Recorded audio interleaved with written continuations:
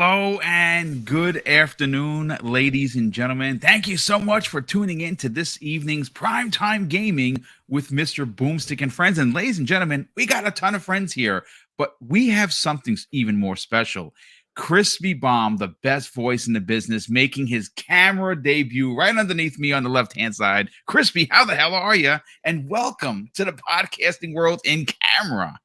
Oh man, it's been a long time coming, Boom. I've peeked out at times, but tonight is the debut, and I love it. you all should enjoy it. Come at me now. Tell me how bad everything looks, because it's gonna look better real soon. And it's just great to be here. And we got some really good topics to get into, and I think it's gonna be just a fire show. So let's get into it. Yeah, I'm looking forward to tonight's show, folks. We're going to get into a couple of topics. First of all, a small mini one to open up the conversation is the leaked or, semi-leaked or whatever you want to call it, PlayStation Portable Q, a potential $400 investment into another piece of Sony that only allows you to stream from your PlayStation 5, which you have to spend $600 on that piece of product. It seems ridiculous. I don't know if it's going to come out. I know Matt Piscatella has been out there talking about, sometimes they just put these out there to get, to garner some, whether it's good or bad backlash. And no one has said anything positive about this possibly. And listen, it's Sony, folks. Just look what they did with the PlayStation Vita. Great, fantastic handheld, way ahead of its time. And Sony does what Sony does. They release a really good product and they stop supporting it. And it just died. And I hate to say this, but PlayStation VR, unfortunately, it launched with very, very poor sales for what they wanted and the investment that came in for that. And I guarantee you that Horizon's, VR game is going to be one of the few actual first-party games. But again, we'll get into that in a second. Asante, what's going on, brother? I see you with the classic Jaws shirt on. There you go. Look at you, man. I love it. It's springtime. It's not summertime. Don't jump in the water. You'll be cold. Well, where I live, it's always summertime. That's true. You are in Florida. Yeah, that's true. Mag is like, no, you son of a. You guys have big bugs. Okay, that's all I know. Oh, all right. Monster they do have bugs, big bugs. Like hideous. See, you have crazy pigs, so I don't know what you're talking about. My bugs die in November, and I don't have to look at them till May. And when they come back in May, they're the size of a dime. So perfect. I'll keep it. So we're gonna get the intros done, but our bugs are so dynamic. They tend to fornicate in the air. That's horrifying. Let's move forward. That is terrifying. Yeah, that is absolutely terrifying. Indeed, we call them love bugs. Anyway, so after the bugs screw each other, then they as a tandem to finish off the night, they eat somebody. I see what you're doing. That's okay. Mag will send the war pigs. Go look it up. Trust me. No, I'm happy to be here. It's going to be a great conversation. I see what you did with them thumbnails, man. You're trying to trigger people. What? I mean, who is to say that Phil Spencer hasn't flown out to Sega and said, "Hey, listen, this is a good opportunity." The man who shall not be named is not here, so whenever you say his name, he shows up. So he's not here. We could talk Sega a little bit. We can talk Sega. Maybe we'll get him back in on the back end. But yeah, listen. The Mag, how you feeling, brother? Yes. Great show Monday evening with Colt. Guys had over 1,000 people there, which was awesome. How you feeling? Yeah, good, man. Yeah, good. The numbers are pretty high. Like we're going over there at like 1,300 people on average and whatever. This week a little bit quieter because it was not much going on. But hey, all of a sudden they dropped the news always on a Wednesday, folks. So you know how that goes. So yeah. It's always for primetime gaming. We got to get that new news in there and that Sony news and that first topic. We got things to talk about. But anyways, listen, I'm excited to be here. As always, we got a great panel, great show, great chat already rolling in. Guys, let's beat some records tonight. Come on, let's get it going. Hit that like button. Let's get into this show, Boom. Thank you, brother. Definitely appreciate it. And Hargeet Chani, a particular bunch of topics he's going to enjoy, and he's going to be doing it. He smiles. He's smiling. He's thinking. And he's thinking about, he wants to be greedy and he wants Microsoft to own everything. And I don't see why that's not why that's a bad thing. Hargeet, how you feeling, brother? Welcome. Yeah, doing well. We haven't got a lot of ABK news, which is good. So we actually have other things to talk about, which is cool. So yeah, let's get into it. Well, you know what? I want to open up with the PlayStation. The rumored. Well, we have pictures of it. I mean, pretty much everyone's been talking about it all day. It kind of fell out of the sky, and there's rumors that Sony is in active development of a streaming handheld, but not in a streaming handheld in a way that you might stream on the Steam Deck or even the Logitech device. It's a device that only streams from your PlayStation 5.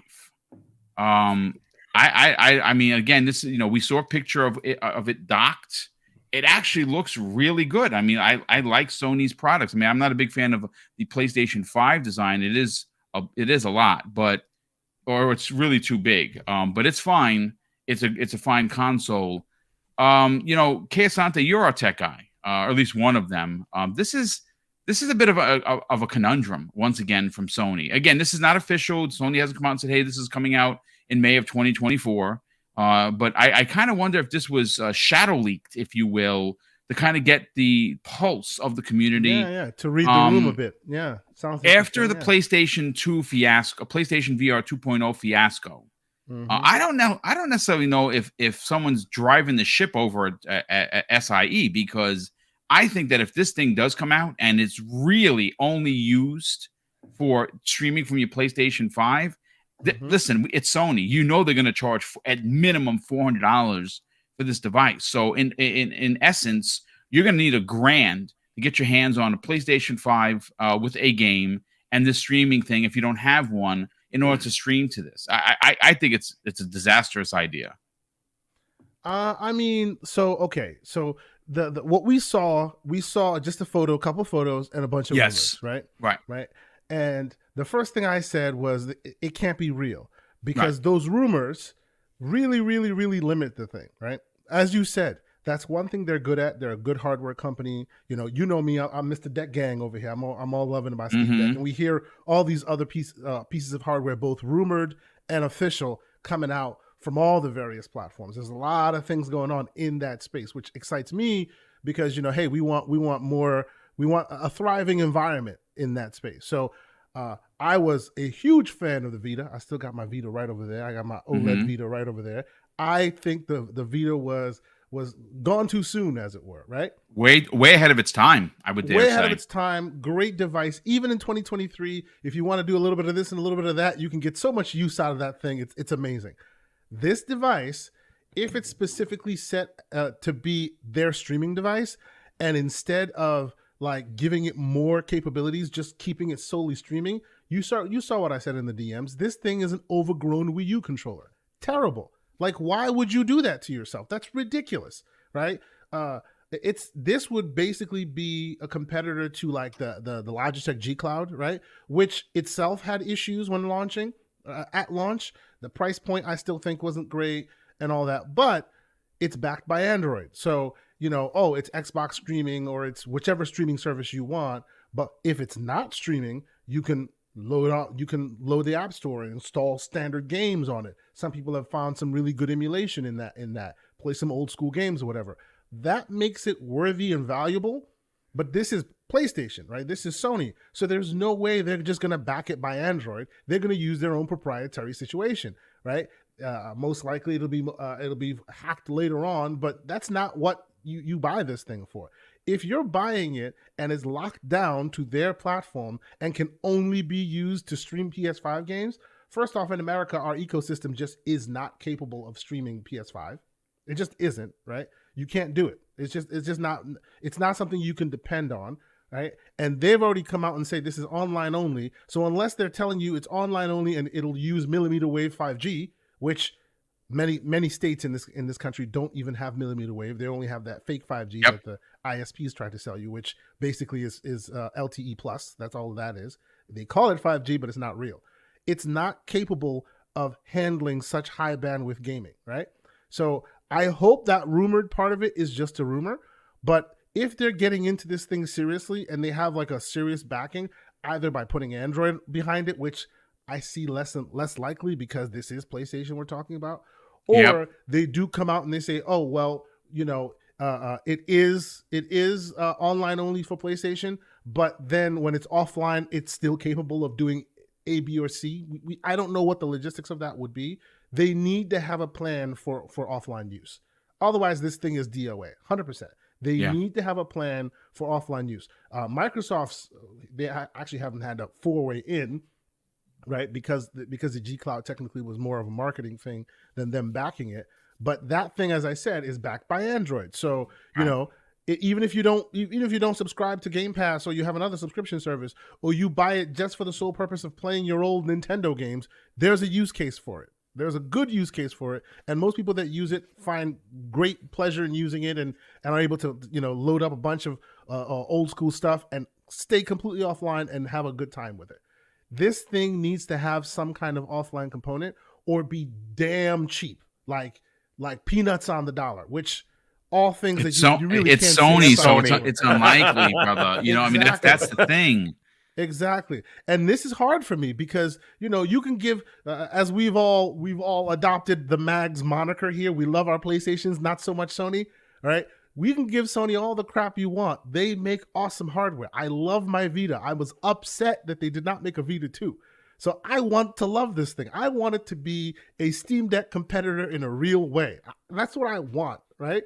Maybe they're just dropping the rumors, and then you see it come out. It ends up being that $400. But oh, by the way, it also plays certain games native. I'd be there day one. I would be there. Well, day one. listen, and that's the thing. That's the one thing that's been going around. I want to be able to download my games to this device and play wherever and I'll put it to you this way. I'm there day one. If I could buy this thing, download X game, play X game, you know, as long as you could play it offline, because I don't do multiplayer anyway. Like, for instance, The Last of Us 1 remake. I would love to play that on a handheld sitting anywhere. But if I have to be consistently connected to something and I can't download the game, then what is the point? Yeah, exactly. They need to at least dip their toe in the native waters, right? And I see folks talking about the Asus Ally. I'd keep a close eye on that Asus Ally.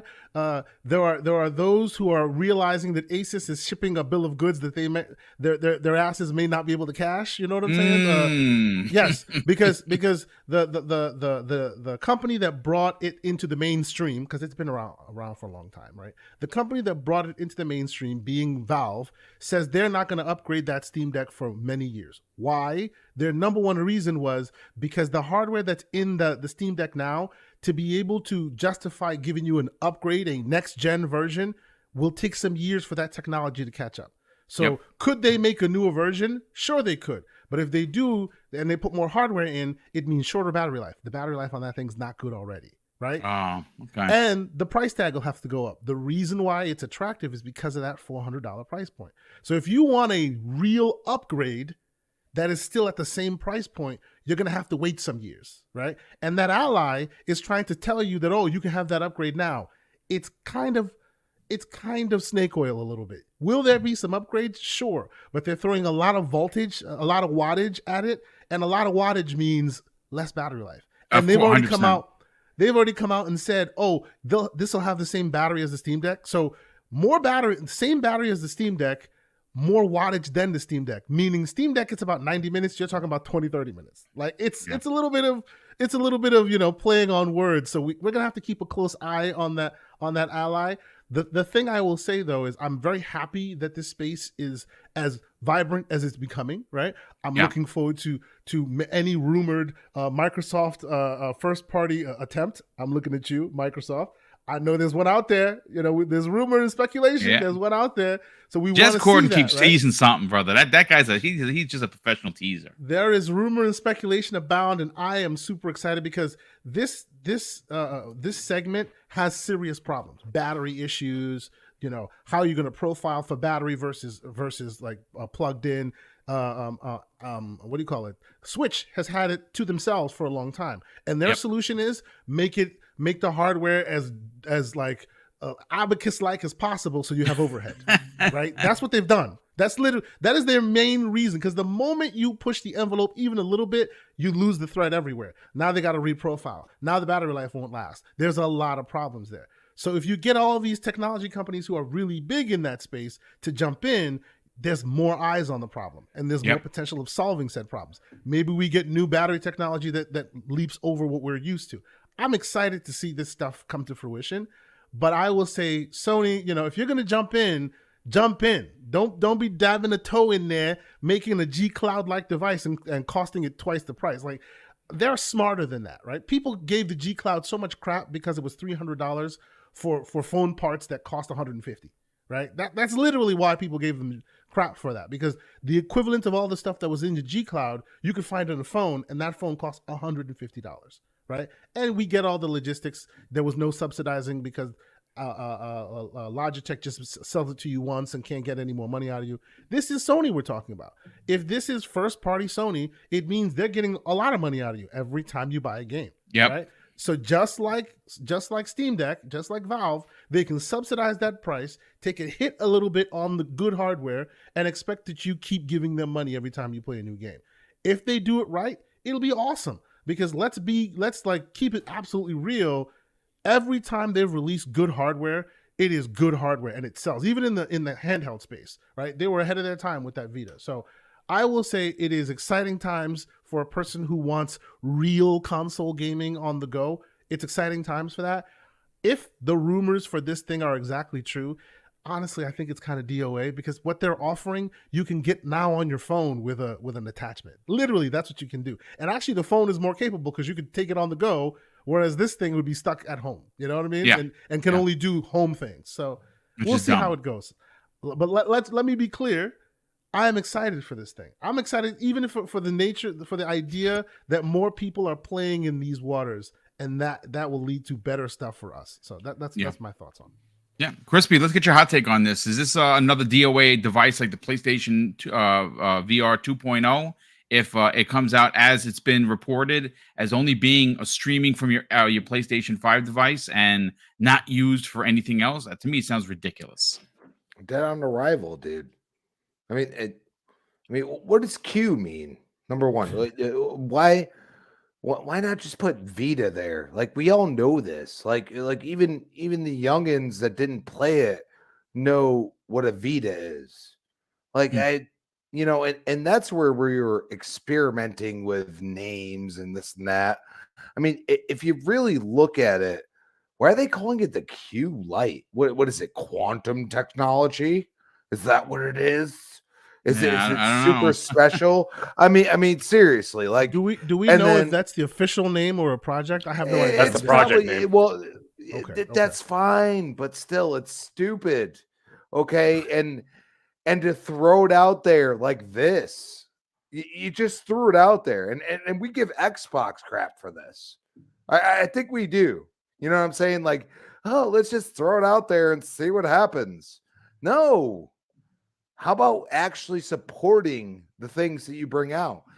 This accessory could be a platform for some people, but you don't treat it like that.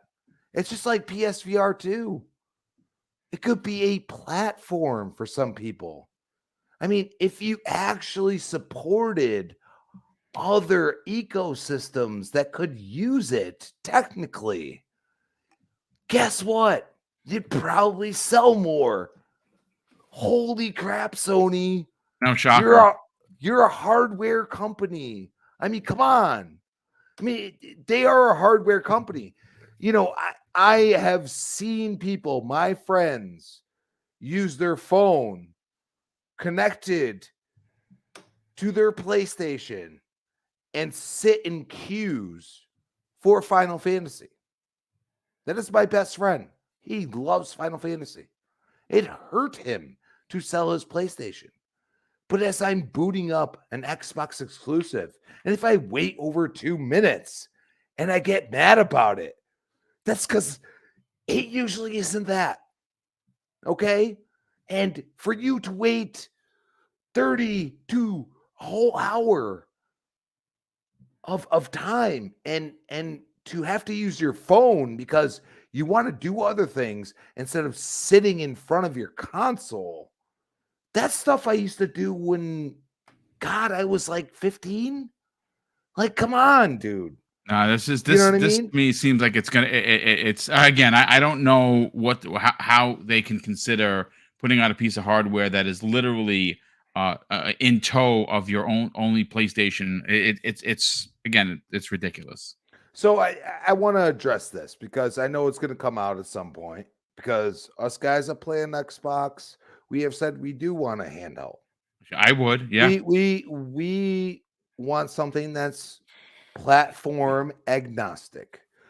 That literally, I mean, the Steam Deck has been killing it, and I think this is why Xbox is not going to go there for a very large period of time. They're going to focus more on the gamer that sits in front of their television in some way, shape, or form. And I think that the streaming box, whatever you want to call it at this point, it's killed, but it's not. Come on, people. I think they're going to go that route. But Xbox has an opportunity, if they did bring out something like this, to say, well, just subscribe to Game Pass. And that's so the Crispy, problem. You don't have to just so you know- buy the $70 game to play it on Just so said you know, Q-Lite. Crispy, Mikey Barra posted a tweet today saying, "Hey, got my hands on a Steam Deck. What am I going to do? I'm going to run Diablo 4 on it." People go, "Diablo 4 runs on Steam?" He goes, "No, no. I'm just going to install Windows and then run BattleNet." I don't think he just said that out of school. Like, he just, Yeah, he but just yeah, posted that out wasn't- there. I have a That lot was of... that comes on the heels of the chatter from Jez Corden. So it's There's a lot of people that say gaming wise, the Edge browser and Windows has been working way better than anything they've used. Oh, yeah, especially absolutely. adding the Absolutely. Edge browser for gaming. I'm not saying everything else. I'm just saying gaming. I've had a lot of people that are completely skeptical with Microsoft as far as the Edge browser, and I haven't used Edge in years. Okay, like I use Chrome. All right, so it's one of those things. Like eventually they're going to get with it, and that's what I say. I don't want them to jump too fast either. So you look at what Sony's doing. It's like, let's just put hardware out here. Now you can call it an accessory. I mean, these are kind of hardware. I mean, but they're not treating it like it. They're treating it like an accessory. This is not the time to do this. I'm concerned for Sony right now. I've seen this from Xbox. I've seen this from Sega. I mean, Sega would just push out all these things for the Genesis, and they didn't sell, and it was a waste of money. Okay, it's definitely a waste of development dollars for sure. So I mean, we look at this, and the problem is that they're tethering themselves to the console, which for VR and what this Q-Lite is really totally different from the console itself. Yet you're tethering it to it, and that's where I go and say they're going to bundle it, and that's it. That's all I got to say. No, I mean, listen, we'll see. Their consoles are already too expensive, and if you try to buy everything, a bundle would be over $1,000. It's ridiculous. Mag, let's get your hot take on this. Yeah. I mean, listen, a lot of us on this panel really enjoyed the Vita. I said it just moments ago. It was an amazing piece of tech. It still is an amazing piece of tech. Yep. But like many Sony products, they spend this development dollars into something like a Vita, like a PSP, and they don't support it, and it dies. PlayStation VR 2.0 is an amazing piece of tech, and I know that because Kay Asante broke it down on how great the tech is. But we all know Sony. That thing is not going to get supported. You're not going to get any more first-party games. The only savior for them, and I only know this because of Kay Asante, who's a VR fan like I am, is Insomniac Games makes great VR games, and maybe they can add that to the already ridiculous work that they're doing. I don't know, but what are your thoughts on this? Is this another blunder from Sony if it actually comes out the way it is being described online right now? Well, first and foremost, my personal opinion when it comes to Sony hardware, outside of the actual the mainline PlayStation consoles, right? When it comes to any of the peripherals or anything like that, it's not so much that they don't support it. The problem with them is that they charge full price for it. That is the thing. Now, I'm not saying anything about the technology. The tech has always been sound. All right. Asante's already explained all this. Yeah. Okay. The PSVR 2 is an outstanding piece of technology. Indeed. The problem with Sony is that they refuse to take the cut. They refuse to reduce the price, not just reduce the price, to basically subsidize the price of the hardware and make the money. Like, they have not learned. They still act like Nintendo, where Nintendo treats the Nintendo, whatever consoles, whatever products they have, they treat it like a toy line. Yeah, that's literally what they do. They do not treat it like technology. They treat it like a toy. A toy doesn't go, a stuffed bear doesn't go down in price after a month. You know what I mean? That's just like, it's a stuffed bear is $20, is $20 10 years from now. That the same thing with so Sony does the same thing. It's that Japanese business practice. They do that a lot. Whereas like you see like a lot of the tech world, especially I'm going to say Western world. I won't say North America. We'll say Western world. But they have they do. Okay. You basically take you take a big hit on the hardware. I know they take a little bit of a hit, but they don't compromise. There's no compromise with them. And that's the big problem. And that's why. So like, it's not, like I said, it's not so much that they're not supporting it. It's just that they refuse to drop the price to something that is reasonable for a customer, then would go out and like, for example, the Oculus Quest 2, when the Oculus Quest 2 came out, it was only like $300. I had to read it 3 times. I'm like, is this a joke? Why is it so cheap? Why? It's cheap because then I went out that very day and bought one, and I bought 10 games with it. And that's where Facebook, Meta, or whatever the hell you want to call it, that's where they make their money. They make their money off of the software, right? And of course, a lot of the software is not even theirs. All they're doing is taking a cut of somebody else's hard work. And that's, of course, that ties into ABK as well. That's what Microsoft's going to do. And that's what Microsoft's been doing for decades. What are they doing? They're making money by owning the bank and basically running it off the hard work of other people, and they're taking the publishing money from it. That's how you operate. That's how they do things. Sony's not doing that. Anyways, with this situation is that, first of all, it's the high paywall again. Okay, that is going to be the problem again. It is the same problem they literally just had with the PSVR 2. Way too expensive. I told you guys how much it costs in Canada, Europe, and Australia, whatever. It's $1,000. And that does not include the PS5, and that does not include the $105 games. Are you insane? I just looked today, by the way, because I was like, oh, Gran Turismo, because, a lot of people playing Gran Turismo on the PSVR 2. I don't know what, it's still $90 plus tax up here. Okay, so it's $104 still for that. So you're going to buy, I understand it's a full game. I get it. So you can play it on the regular PS5, and of course you can play it in VR.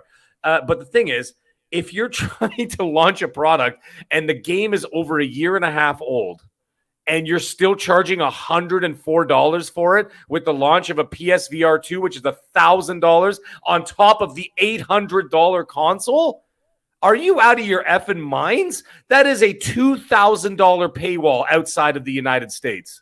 Okay? You might as well just buy a PC at that point, for crying out loud, right? With that kind of money. So, and by the way, Mag, yes, for anybody out there who's saying, well, but next gen PC VR headsets cost the same. Yeah, that's an open platform. It's an open platform. Thank you. Thank you for pointing that out, because a lot of people conveniently like to forget that it's an open platform. You know what I mean? And that brings me to my next point, is that tethering this thing to the console, you are forcing someone to purchase this thing with the console, or you already have to have said console. That is also a big problem. So now, let's say this thing is presumably 400 American, okay? Let's say 450, whatever. You're still talking about 600 to 650 outside of the US, whether it's in Europe, whether it's in Canada, whether it's Australia, wherever, right? And South America and all these other places. South America even more, because they have to pay the extra duties on that stuff, right? So the thing is, now to buy, let's say this thing, whatever, Q, damn it, Q. Sorry, all I can think is Q from Star Trek. Damn it, Q, get me back on the starship. Anyways, the thing is that now you're talking like $1,500. Like you just got to scratch your head and go, guys, what are you doing? Like, who's going to, and then on top of that, the $100 plus games outside of the US as well. I know it's $70 for you guys, But like but you know the thing is, and then on top of this, the madness continues when you actually.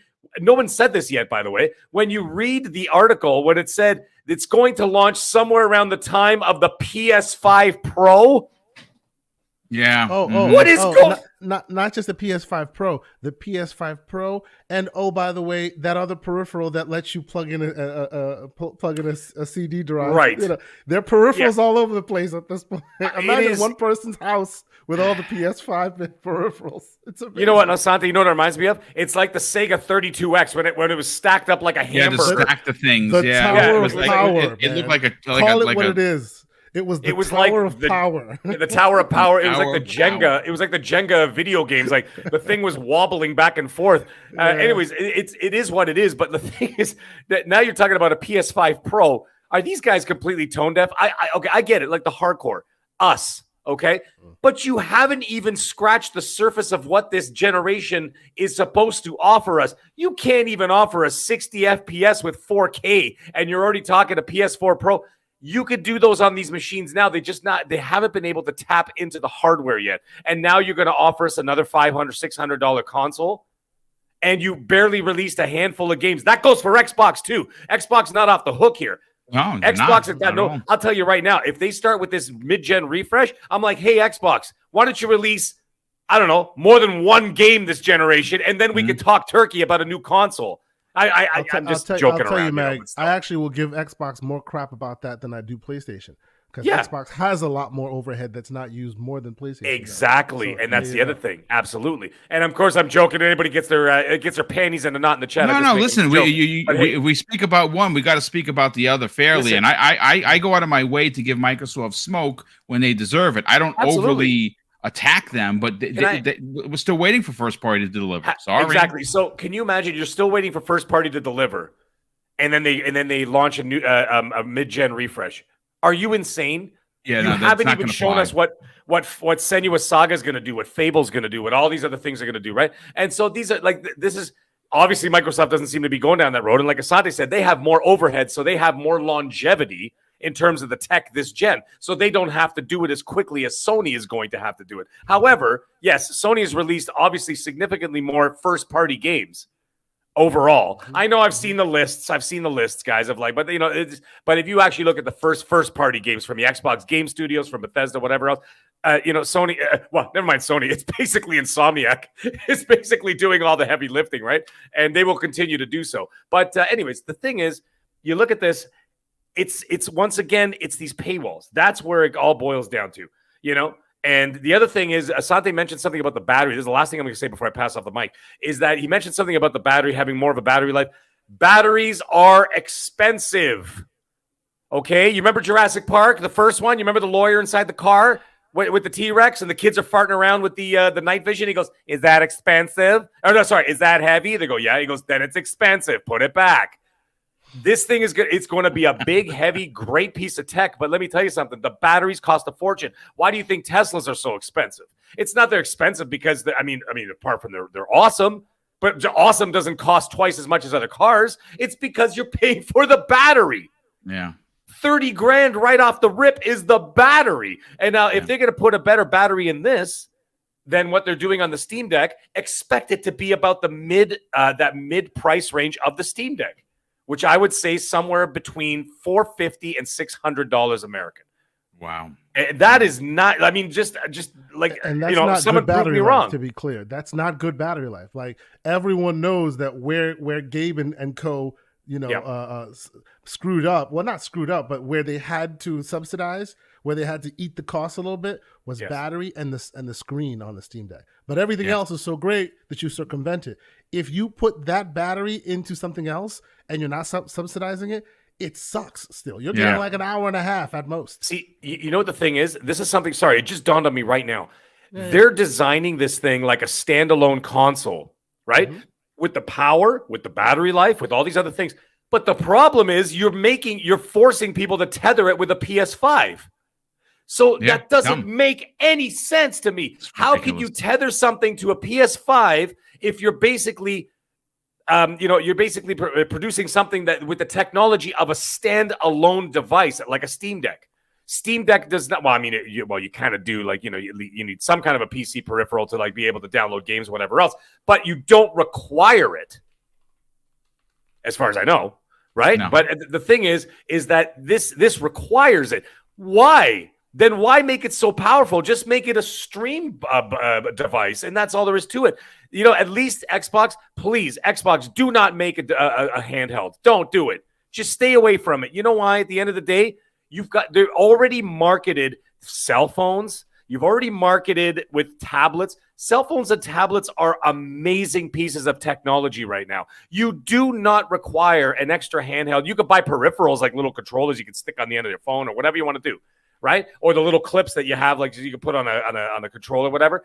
I would stay away from it if I were them. Focus on the software. Focus on the services. That's what I'm telling Microsoft to do. Stay away from this nonsense because it's going to crash and burn just like the PSVR 2, right? And that's why, I mean, I was smart enough. Thank God I didn't dive into that PSVR 2 because by the sounds of it, it's going to be half price. Fine.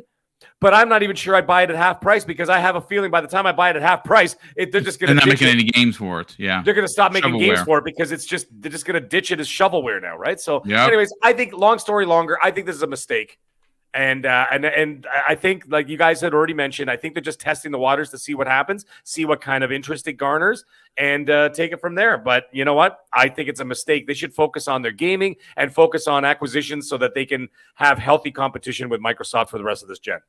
Yeah, I agree. Hargeet, listen, before I get to your brother, we got to thank Jim Ryan's first party GoFundMe account who dropped a very generous £5 super chat. So listen, Jim, thank you so much for that, brother. And I'm sorry that you gave us $5 out of your saving PlayStation. So maybe you can purchase something. I don't know. But anyway, he drops a very generous £5 super chat and says, without the profits from Call of Duty, we can't support first party or Avita 2. This is the best we can do. Join me at the picket line to block the merger. It's the only multiplayer You know what? I care about. Boom. Before you continue, some of these guys with these hilarious names in the chat. Last week, I was doing the show, not this show, and someone's name was Gwyneth Paltrow Ski School. My goodness. I Which, by the couldn't way, even stinks read the it. super chat. I was laughing so hard. I'm like, how do these guys come up with this stuff? Anyway, sorry, carry on. No, that's good stuff. Gamers Play HUD Zero drops a very generous $5 super chat and has been a channel member for over a year. Thank you, brother, for that generosity. He says, Xbox right now has 3 studios on their radar. Everyone knows Sega is the easy target. Capcom and Bandai Namco are potentials, but Koei Temco, you know what? Honestly, out of the 3, because I'm a Sega stan, I would love Sega. I think, and we're gonna be talking about that in depth. I really do. Capcom is the dream, but they just literally posted some of the best numbers in the company's history. So I don't think that they're for sale, but then I could be 100% wrong. Let's see. We have Alvin, who drops a very generous $5 super chat and says, this Q-Lite isn't a standalone. It's a PlayStation 5 accessory. Doubt it even has a GPU, just high-end video encoding, probably cheaper than we think. I mean, it's possible. Right, yeah, I hope you're right. He could, yeah. No, because we I thought the same thing with the PSVR 2 when they increased the price. I was like, Everborn was even arguing with me saying, because they've increased the price, that means the PSVR 2 is going to come in at a certain. This is Sony we're talking about here. That's the problem. Yeah, that's the issue. So we shall see. Yeah. I hope you're right, sir. I hope it's an overblown, like I said, Wii U controller. Throw it in the box. I'm fine with that. Just don't charge us over $300. That'd be ridiculous. But that would be ridiculous. Hargeet, what are your thoughts on this? Again, it's we got pictures. The pictures leaked out there. A lot of publishers and developers and platforms do this to kind of test the waters. I think that's what we're looking at right now. It hasn't had a lot of great feedback. Most people that saw it are questioning why it exists. Very similar to what we're doing right now. What are your thoughts on this, man? Does PlayStation need a streamable handheld for the PlayStation 5? So I'm trying to figure out the business model, right? So like the Steam Deck is a very low volume device. It's like 1.5 million or something like that.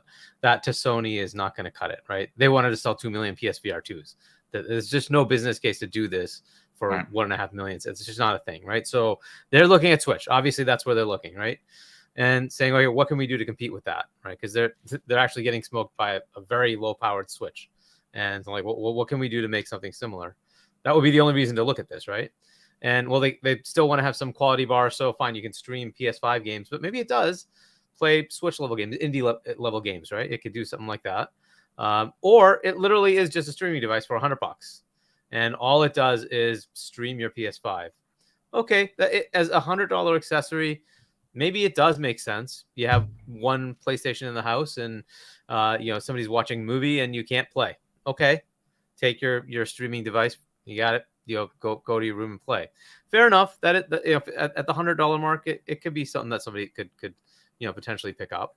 And in that specific mode, I don't see it being a failure. It could potentially be something useful.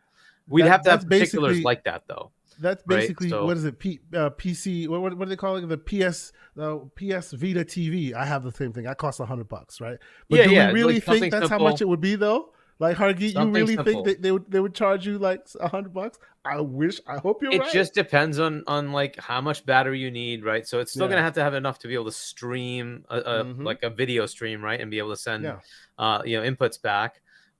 Thankfully, it's gonna be low latency. It's all in the house, right? That would be the assumption, right? Yep. So it's viable. You could probably pull it off, right? I don't know how much of a graphical horsepower it's probably going to be, like 720p or 800p, something like that. It's so once screen, again, right? a Wii U controller, basically.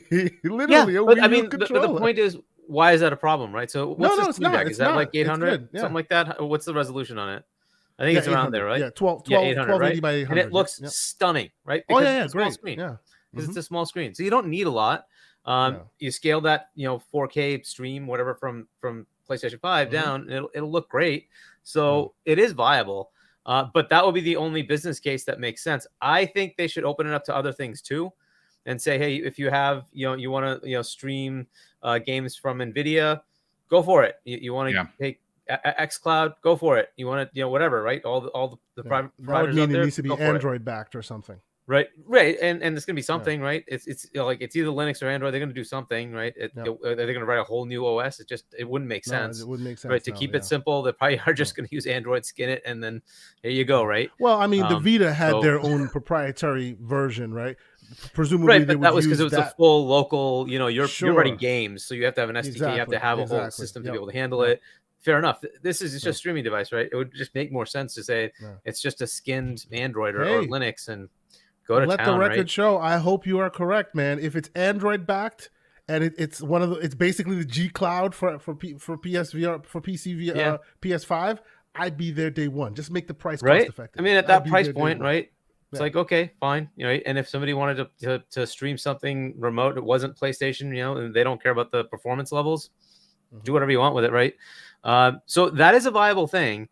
If they're looking for something where it can play natively, I don't know, right? So this is like a new developing market, and if you're gonna do it, then I think you need to compete with the Steam Deck. You need to compete with the Asus, Rogue Ally thing that's coming out.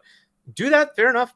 Be a PC level thing. Your games are coming to PC too, right? So be a PC level thing, and then be open to all the other platforms the other stores on the PC side, because otherwise you're just limiting yourself too much, right? And that way it might be something that people pick up. Hopefully they learn that lesson with the PSVR. Right. If they don't do that, then they're going to have worse numbers than the PSVR 2. And I don't think they want to go there. Right. If it's a $500 device, it would have to be open. It is Sony, though. PC, and you can get your Steam games, and you can get your Epic games, and you can otherwise, really. It should be compatible with anywhere and everywhere that Sony sells their games, which right now is Steam and Epic Game Store. Right. Yeah. Which means it should have some kind of Steam Deck like resources behind it in order to push those games, right? But if this is like Keystone with a screen, right? If that's all this is, then fair enough. You could get it pretty cheap, right? And just say, I'm putting this out there, $150. You can do this as just stream whatever you want. No native anything. It's not going to play native. Maybe it'll play like some Angry Birds or something like that. But right. But beyond that, no. you're gonna stream whichever service and your PS5. It'll be natively able to attach to your PS5 or something like that, right? So I could see that. That would be the only because again they're going to look for 10+ million sales, right? The whole point of this would be to generate enough value, because otherwise the R&D cost of doing it isn't worth it, right? So, so it have to be like, I don't know if the Steam Deck, those numbers would be something that Sony would go. I know it's got to be Switch. They're looking at that Switch selling more than them, and they're like, what the heck? Like, why can't we do something like that, right? So, so it's got to be that, right? But so I don't know. That'd be my thoughts. Of course, I still don't like the idea of the PS5 Pro. That's a whole other level of annoyance. And of course, if they do it, then Microsoft has to respond, which sucks. Yeah. Yep. Absolutely. Yeah, well. Listen, I do want to catch up one super chat here to get one into the next topics over here. And this one is a bit of a head scratcher. We're going to get into Xbox targeting Japan for the final topic, but we have to break down the onslaught of negative press that has come the way of Xbox. We were talking in the green room, Keisante, Crispy Bomb, and I, and it's a bit of a head scratcher. No matter what Microsoft continues to do and change the industry with, making affordability like completely moved out of the way for you to enjoy gaming with your family on any budget, regardless if you're making 6 figures or just 5, right? They figured out a way to highlight smaller creators by bringing them in through ID at Xbox and paying out all of this money. They go out of their way to now allow for streaming on different devices. If you have cloud, don't worry about just streaming Call of Duty. We're going to allow you to stream. I mean, you have to buy the game, sure, but you can stream any of your games to NVIDIA, to any of these things. And these are all industry-changing moves. It's certainly front-facing and consumer-friendly. And regardless of what Sony, doesn't matter what they do, as egregious as they've done some things this generation alone, it's like the media just gives them a pass. And I bring that up, Keisante, because, we've been talking about this for a while. And some of the stories that I sent over via DM are just crazy. Perfect example. And the one we're gonna get into is the one Colt Eastwood literally threw DualShockers under the bus and then backed it off of them and then drove a tractor trailer over them 2 more times just for fun. Again, the headline for them, and I hate to click on it, but I got to use it for context. Gamers don't win with Microsoft's Activision Blizzard merger, according to Jack Peachy, who published this article for DualShockers. And it's a read. It's definitely a read. Why does this continue to happen? And there are some in our inner circles. Retri from Game Pass _daily, who's a part of the Xbox Factor podcast, said something a couple of weeks ago to me, and I didn't take him serious, because I was like, well, when the ABK deal closes, they're still bringing these games to pretty much everyone. Call of Duty, for as it's been said 1,000 times, it's going to be everywhere, and everything else from ABK is probably going to stay exclusive. That's not in contract. And he said, that once this deal closes, we could be encroaching a level of Xbox hate that hasn't seen this fierceness, if you will, since 2014. And at first I was like, that can't be. It's just, they're just doing too many good things. But then you start to see article after article. The last couple of weeks have been nothing short of just, I don't understand what they're writing. Now, I get it, folks. Podcasting is a business. Game creating is a business. Selling your game is a business. Writing about games, big business, right? And they have to sell you the story. They have to make you click on it. So I guess, what I'm saying is that, pouncing on or piling on the rabbit, so to speak, from our Xbox is still cool. It still generates a lot of money. What is actually happening? That's exactly what's happening. Exactly what's happening. And that's exactly what will continue to happen, right? At the end of the day, because there are more PlayStation fans out there than there are of Xbox fans out there, whenever they create any kind of ridiculous article, any kind of clickbait headline, it is more likely to get clicks. Either get clicks by those who wholeheartedly want to agree, or those of us who click on it and go, what the hell? But we still do exactly what they wanted us to do, which is click on it, right? Like, I'm not surprised at this at all. Why? Because Microsoft can't win in this place, right? If they keep things exclusive, you'll have hate because there's more on the other side. So now they hate you for not having games on that side, right? If they don't make it exclusive and bring it everywhere, they still get hate because now they can continue playing their console and get the benefits of it, including your games, while still bashing you, right? At the end of the day, the only way through this I see for them is to change hearts and minds. It's impossible, seemingly, but that's the only way to get this done, right? The only way you will sit here and see all this negative news turn to positive news is if all the folks that are in our chat, including all the, I've been told my volume is low. Forgive me. I'll turn it up. Please let me know if it's higher. You know, the only way I see this getting any more, turning around in any way, shape, or form is if just the clickers, the people who click on it, and I'm not talking about The Last of Us, the people who click on all these stories, right? If they all of a sudden start realizing what we've realized, which is, hey, Xbox is pretty great. Hey, their games are getting quality. Hey, their deals are undeniable. As long as they, the public, the clickers, start changing their minds, then all of a sudden it becomes business advantageous for the writers to now start pivoting and doing that. But as long as, by and large, it's useful and fruitful and monetarily advantageous for them to keep writing hate for Xbox, that's exactly what they're going to do. Now, what surprises me is there's actually, and I've said this to you before, Boom, there are actual smoke that you can give to Microsoft that they can't shake their way out of. There's actual smoke that you can provide in article form that people will go, that's absolutely right. There's a lot of criticism to be made, right? Because they don't always hit it right. And in many cases, there's still room to grow. They know it. We know it. We give them smoke all the time for it.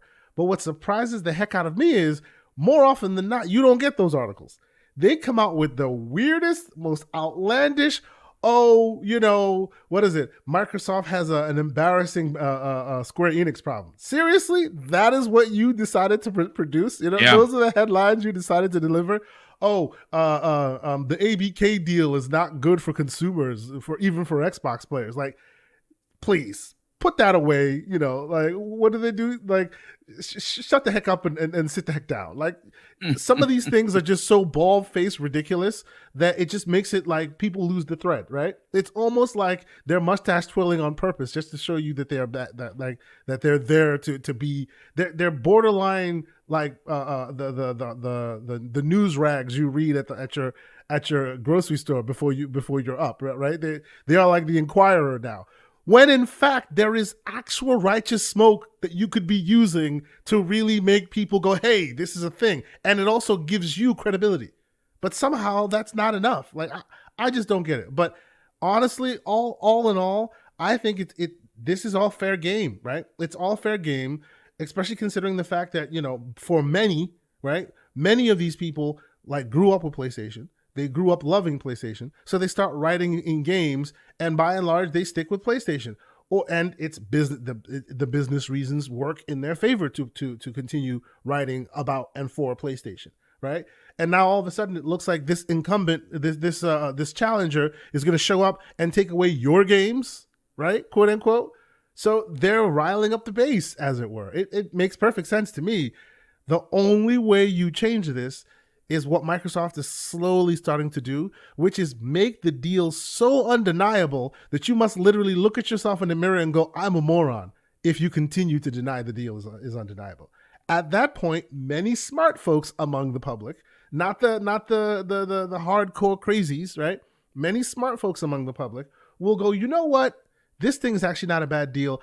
I might get me a Series S, put Game Pass on it, see what happens. You may or may not change everyone to switch platforms because you don't have to, right? Like, they're making their games available elsewhere. But if you entice enough folks, and we don't have to bring up ABK, but for the purposes of this, I will, right? Partial foreclosure is fair game, so maybe some extra skins, so maybe extra this, extra that, maybe some Game Pass perks.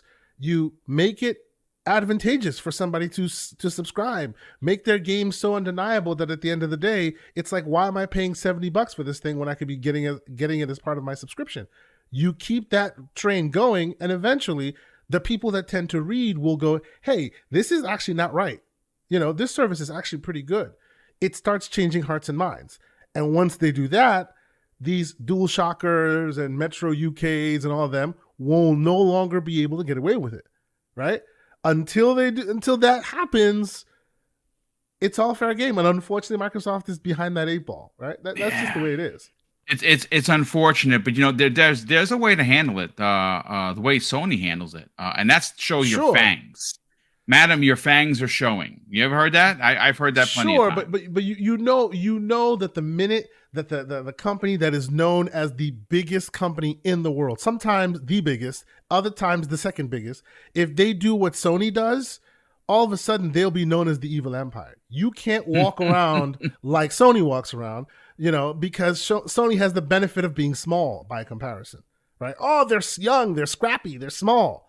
But if you're literally the company that moves governments with your software and your resources and your cloud pursuits and all of that, you cannot afford but to be mea culpa. Even though in the back rooms, I'm sure there's some expletives being used left and right, Phil can't come out here and go, screw that, we believe in generations. Like, he can't do that. It's not something he can do. Lulu can do that, but I bet when Lulu joins the mothership, she can't probably do that anymore either, because now you're part of the mothership. You're part of the evil empire, quote unquote, right? Unfortunately, that's just the way they are. Unless like Apple all of a sudden shows up and becomes like a big vocal player in the gaming space. Right now, they're a silent player. They're just collecting the check and just letting it be. If Apple all of a sudden start being like moving their weight around in the gaming space, then yeah, Microsoft can be aggressive and nobody will fault them because there's a bigger fish than them. There's no bigger fish than Microsoft right now. So you cannot be how Sony is, and they know it. That's why Sony gets to use their David versus Goliath tactics and, seemingly derail ABK, because they are David, right? They are, and they know it. So because of that, they can like aim it and squarely in your eye, and you have no choice but to take it because you're the biggest guy in almost every single room. It sucks. Well, they tried and they failed. So in regards to ABK, yeah, they definitely failed, and good on them for failing. Crispy Bomb, let's get your hot take on this, brother. The gaming media continues to dazzle and enlighten fans of negativity.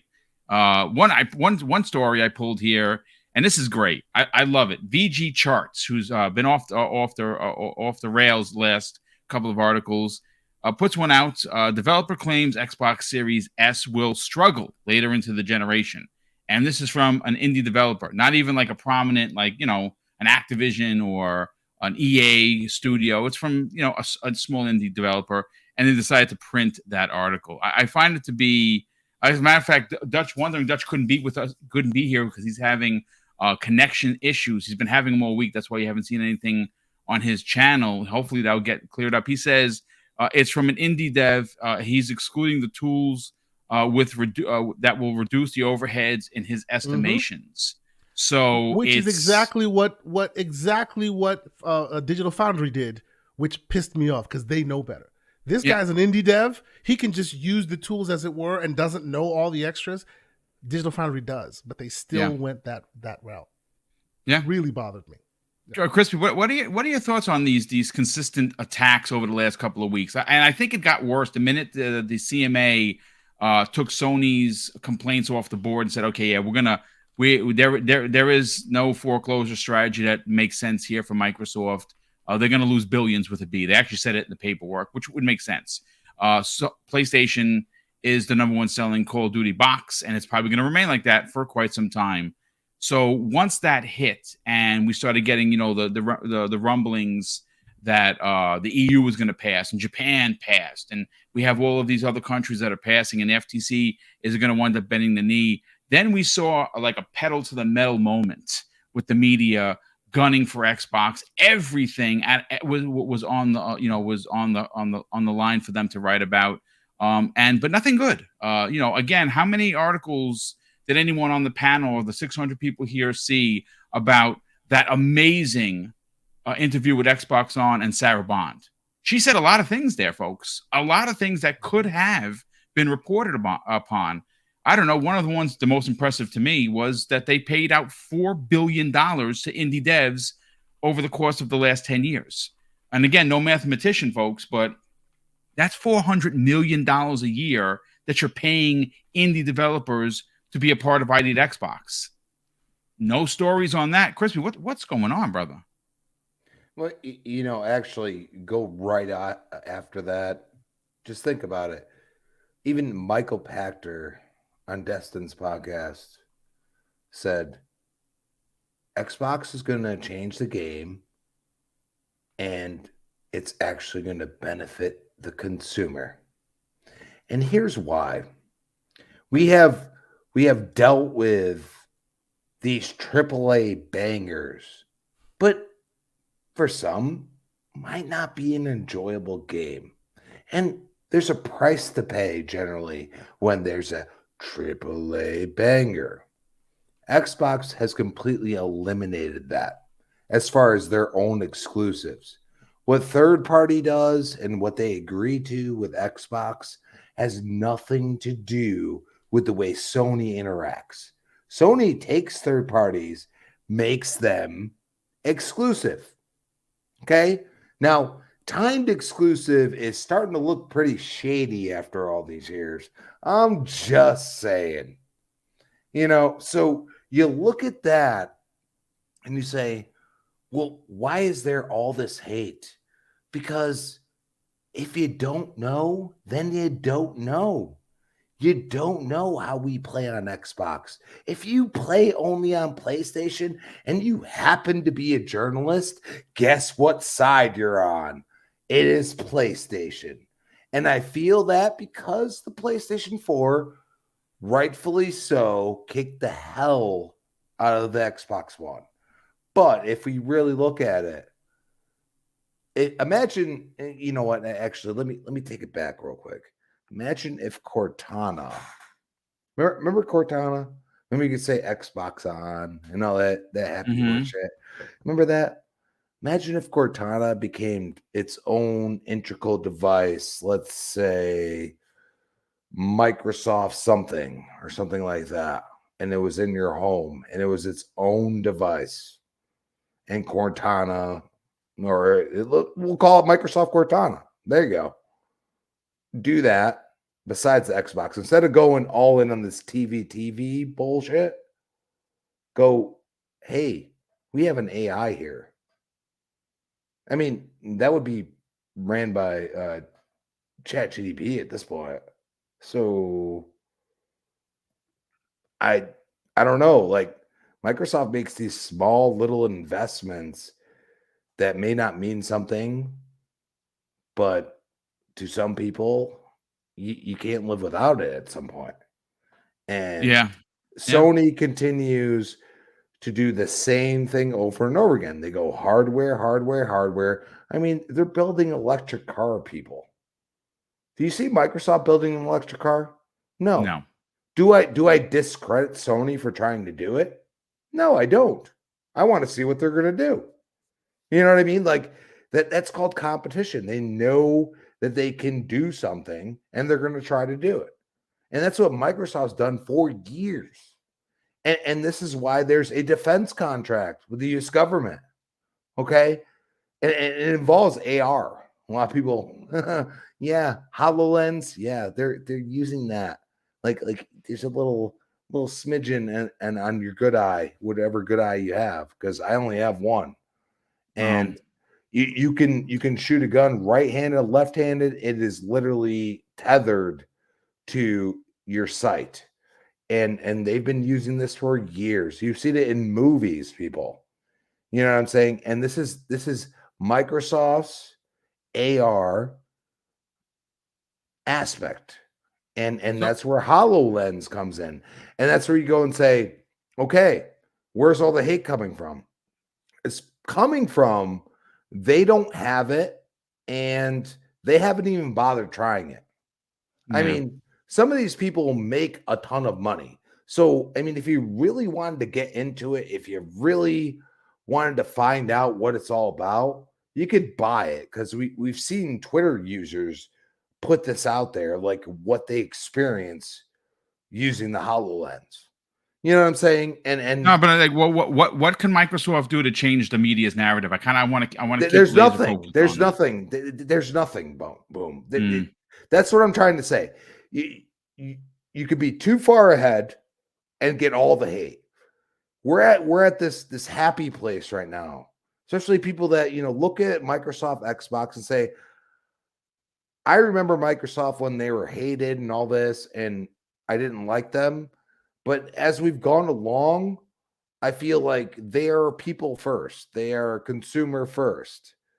And these articles can come out because people don't use the products, or they refuse to acknowledge that they use the products.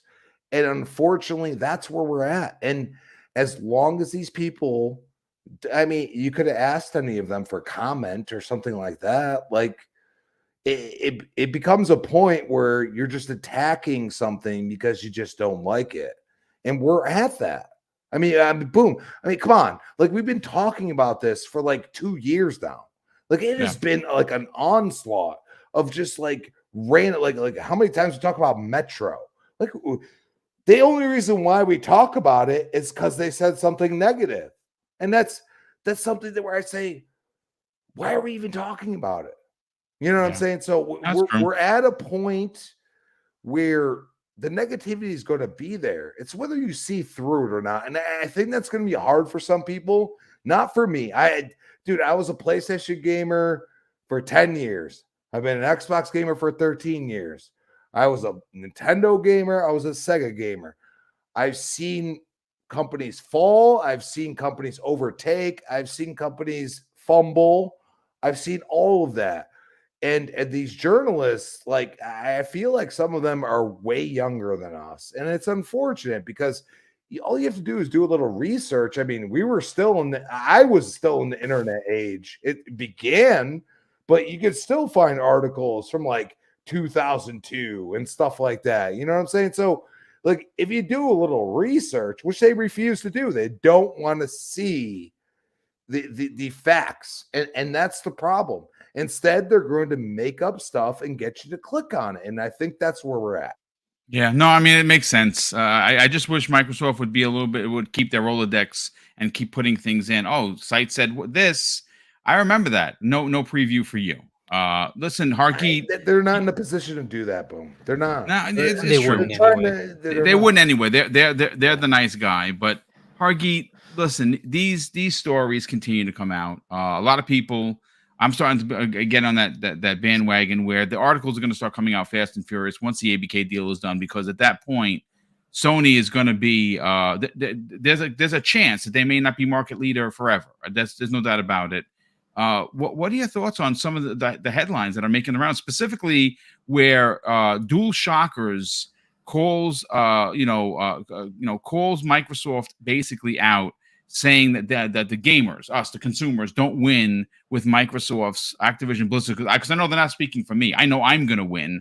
I know a lot of people that subscribe to Xbox Game Pass already are going to win. I know gamers who love Call of Duty, and that's all that they play, will eventually join the service for as low as $15 a month, or when the family plan launches, $5 a month. They're going to win. It's this kind of rhetoric it's a head scratcher that someone would approve this story when it is literally packed with falsifications. So look, there's a lot to actually go into this, right? Sony has been kind of on a trajectory, and that trajectory has led them into these big bangers, theory. And it's something that's not sustainable. Like, Sony recognizes it. That's why they're shifting. But people expect that is what gaming is. And that's in the media. Now, anybody who's smart enough, they're realizing that's not going to be the case, right? That the industry is moving to a different area. Fortnite's the biggest game. It's not a single player narrative, sad dad walking simulator. It's not a Sony game, right?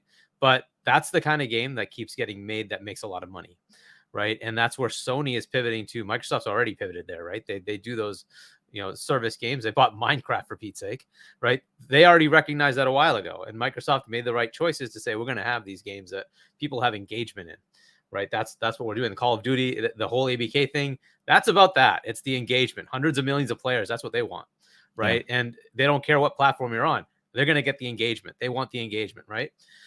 Now what's changing is the industry, and they're blaming Microsoft for changing the industry. It's like, no, the industry changes because things just change. Mobile changed the industry. Sorry, but that happened, right? Yes. You got to deal with it. And, Microsoft's just recognizing it and saying, okay, our customers are here. We're going to go there too. So, and the laggard here is, well, Sony. They're the ones who are not there yet, and they need to be, right? And I'm sure they're going to recognize that, and I'm sure they're going to go mobile as well. It is what it is. They have to recognize where the customers are, right? And so this is like just the way it is. The media is comfortable with what they've had, and that's been that Sony-led market of video games. And it's big banger after big banger. Well, was it Sean Layden, I think, who said basically that model is not sustainable, right? Yes. What's the next game? 500 million? How are you going to make that back? Right? Yeah. Is the next game $1 billion? How are you going to make that back? You might get one or two that can do that. The majority won't make it. It's just too much money to invest in a game that may not make any of it back. You have to be so careful, and this model just isn't sustainable. What is interesting is Microsoft has made it so that it is sustainable, because they have enough with a subscription model where it just doesn't matter. They've already got the money coming in. Now you just make the games, right? And you just have to keep the budget into enough of a restriction that you're covered. As long as you're covered, you're good. Have the service games give you the revenue. Call of Duty will be funding Microsoft's first-party games. That's the model, right? They found a way to make it happen, right? Yeah. So what's eventually, look, Microsoft, they're going to get a lot of negativity. That's just the way it is, right? Because they're going to expand to the point where they're going to really push Sony to compete. And their shift is going to have to happen sooner. It's already happening, right? You're seeing them make all the moves like 3 years behind. Microsoft did it. Okay, a couple of years from now, guess what? Sony's doing the same thing, right? That's just the way it is. Sony is going to eventually do what Microsoft's doing. It's just the way it is, right? But they don't like it. They want their the standard they've been used to. So they don't like that games are going to change. They don't like that they're not going to get God of War every 2 years, right? That's just the world now. Just deal with it. It is what it is. They will kick and scream, but eventually they'll have to adapt. Right. You can't just ignore a massive behemoth in the gaming industry when they actually start competing. If they take 30-40% market share, you can't ignore it at that point. You just can't ignore that is going to be a massive amount of news, of engagement that your customers are still going to have. Even if they're primarily PlayStation, they're going to play games that Microsoft puts out. Are you telling me Starfield will not attract anybody from the PlayStation side? Really?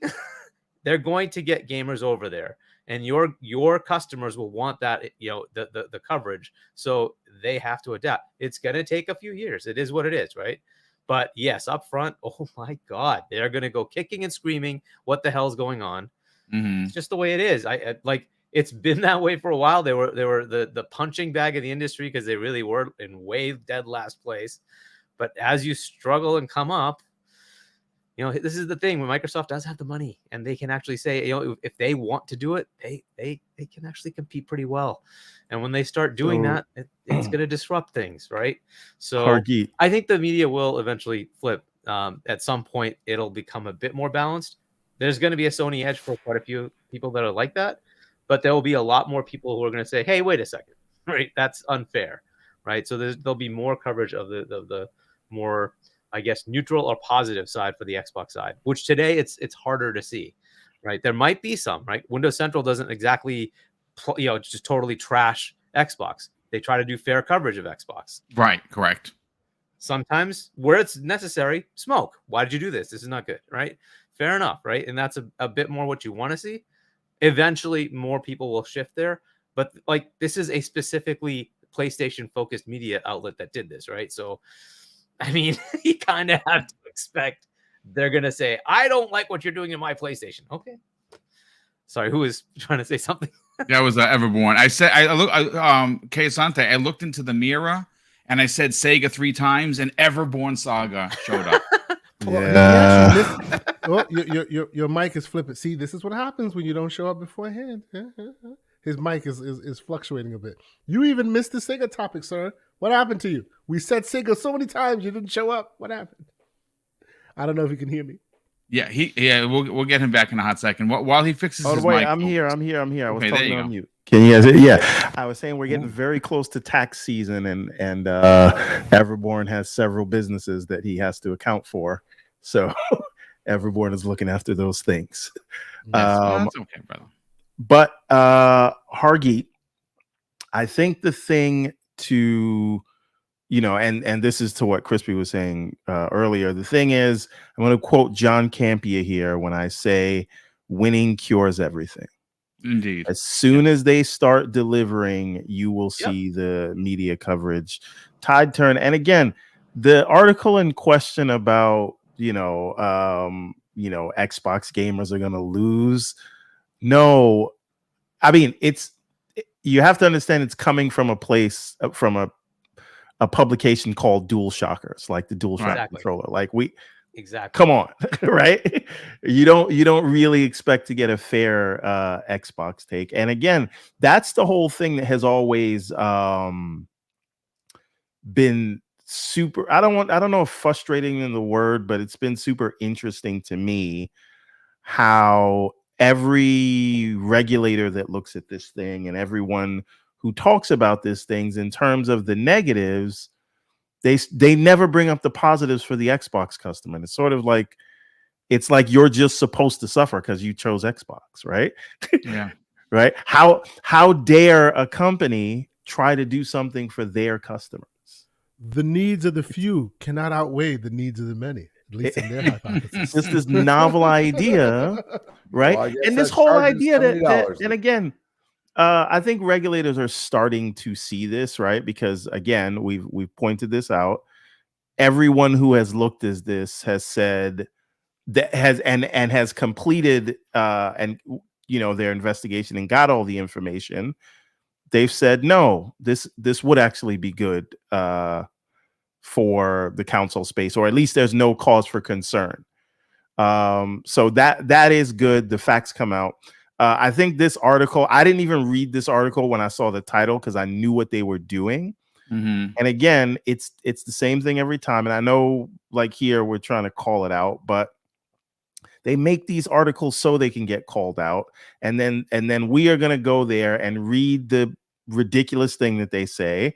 And then we're going to send them traffic, and it has all worked. So say something brain dead. People will call what you said brain dead, and then they will come there to read your brain dead take, and you've already gotten your click. So and this is the reason these headlines. Thank you. This is SEO at its core. Yeah. Right. So is it good to call it out, or are we helping spread it? I don't know. It was an idiotic take, and again, it's from Dual Shockers. Yeah. Which is shocking that they want to downplay something that would bring more competition in space. So, it is what it is. Expect more of this. Expect more crying. Expect more disingenuous bad takes. Expect more Microsoft is, the devil. And maybe they are the devil, right? But in terms of me as a customer wise, they've done right by me, and they only want to spend more money to do more right by me, right? They want to increase the subscription I already paid for, right? So I wish there were more evil companies spending $70 billion to give me more content. Yeah, right. That content is coming. How much time do you have, brother? No, I'm good. Oh, okay. All right. So you're good. All right. So we're gonna be talking about the last thing I want to say. This is the thing that I wanted to say to Hargeet. So in terms of Microsoft seeing things, they have always done this. They've always seen where the puck is going, and then they go there, and then everyone gets mad at them for it, and talks about how they're terrible and they're stupid and this is the worst decision ever, and then everyone follows suit. Their competitors follow suit, and everyone pretends, oh, it's genius that you're doing the thing that Microsoft did.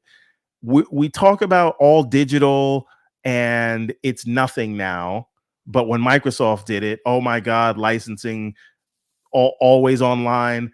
This is just what the world is, right? We talk about TV, and everybody can't stop stop talking about Last of Us and the game version of Spider-Man being in the new Miles Morales movie that's coming out. Everybody loves TV now. They want everything adapted now.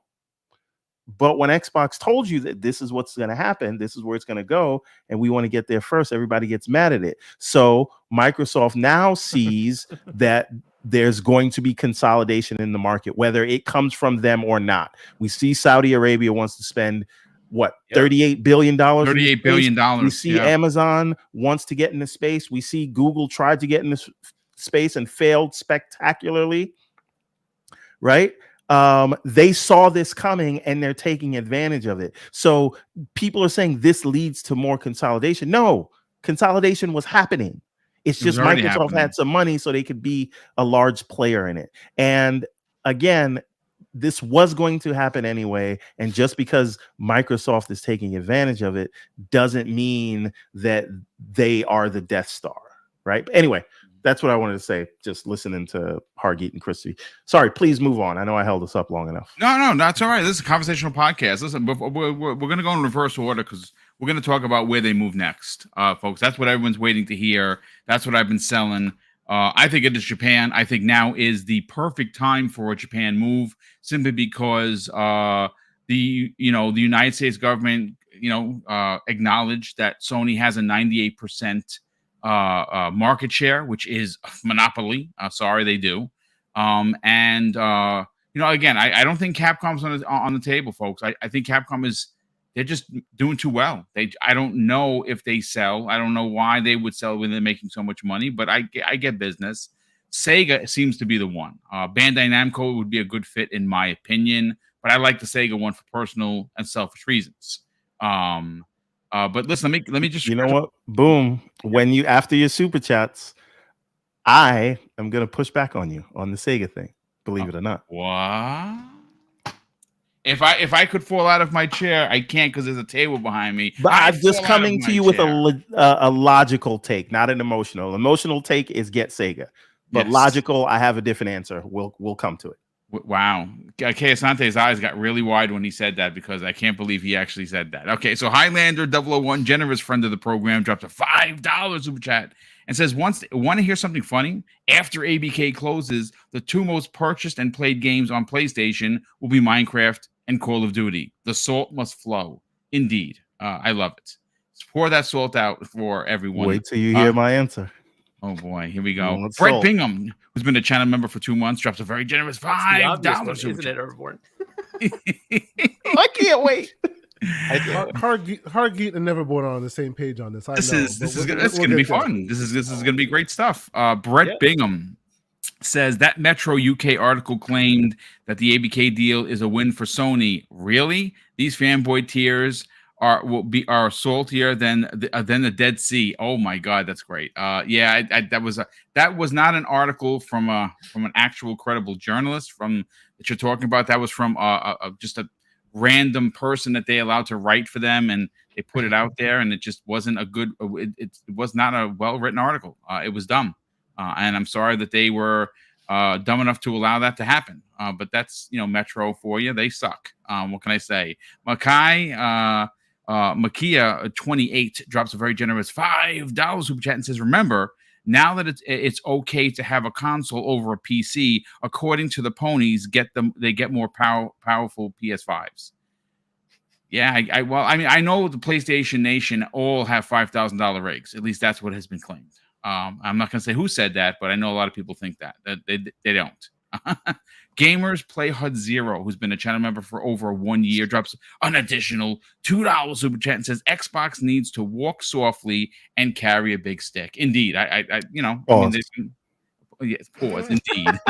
Gamer by Choice, who's been a channel member, my God, for 2 years. Brother, thank you for that outstanding generosity. He drops a $5 super chat and says, if Microsoft starts doing too well, then we will have seen the regulator. We have seen the regulators will be after them. So I think Microsoft just wants to be profitable. Doing well brings attention. I think they're gonna. I just think they're going to do very well. I don't think the regulators are going to Yeah, care. I don't think we're anywhere near the point where they can dominate all of gaming, which They're is just not going to. so- Sony is too so strong. huge. They're the number 7 brand in the world, mean, folks. Forget about Sony. I'm just saying, look how big the PC and mobile space is. And then, PlayStation is a part of that on the console space, and so is Nintendo. But if you look at the breadth of what gaming is, like, it's not. I think Xbox could dominate, and the gaming industry is so robust and dynamic that even in that case, it would be fine. Yeah, no, I agree. Big Mad Mo, who's been a channel member for 6 months, actually for 11 months. And he says, I'm already winning. This is just more food on the plate. Shout out to Boom and the Talk panel. about it. Xbox first party needs to show out, or will really show up and shut everybody up. And I think they're going to do that at E3. We shall see, but they definitely need to arrive in a big way. I want to see Avowed.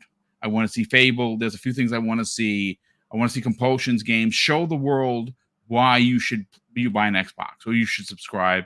And I think these games have been talked about enough already that we actually have to see actual games. And I hope that they do, in fact, bring that. Gerald Mack has been a channel member for 1 year, actually 17 months. Wow, brother, thank you.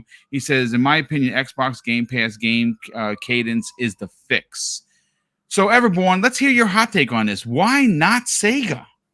Okay, so Phil Spencer's job, I just have to preface what I'm about to say, but Phil Spencer's job is, I don't care that he got Bethesda. I don't care that he's about to close on ABK imminently. Phil Spencer's job is not done until he brings Sega home. Sega is still where the heart is. Sega is still number one. However, we are talking about what is next and what's the right move. Anything he says before, however, is meaningless. But continue, sir. Lord. Continue. We're talking about what is next.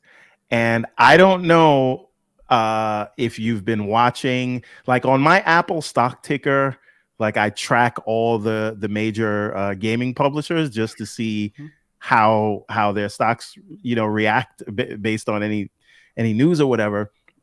And if we look at Sega has sort of, and Capcom have kind of outperformed the market in the last year to 2 years, right? And if you think about Sega, they are actually, you may not know this, but and as of the last 2-3 years, there's a new CEO running Sega, and he's the son of the former CEO.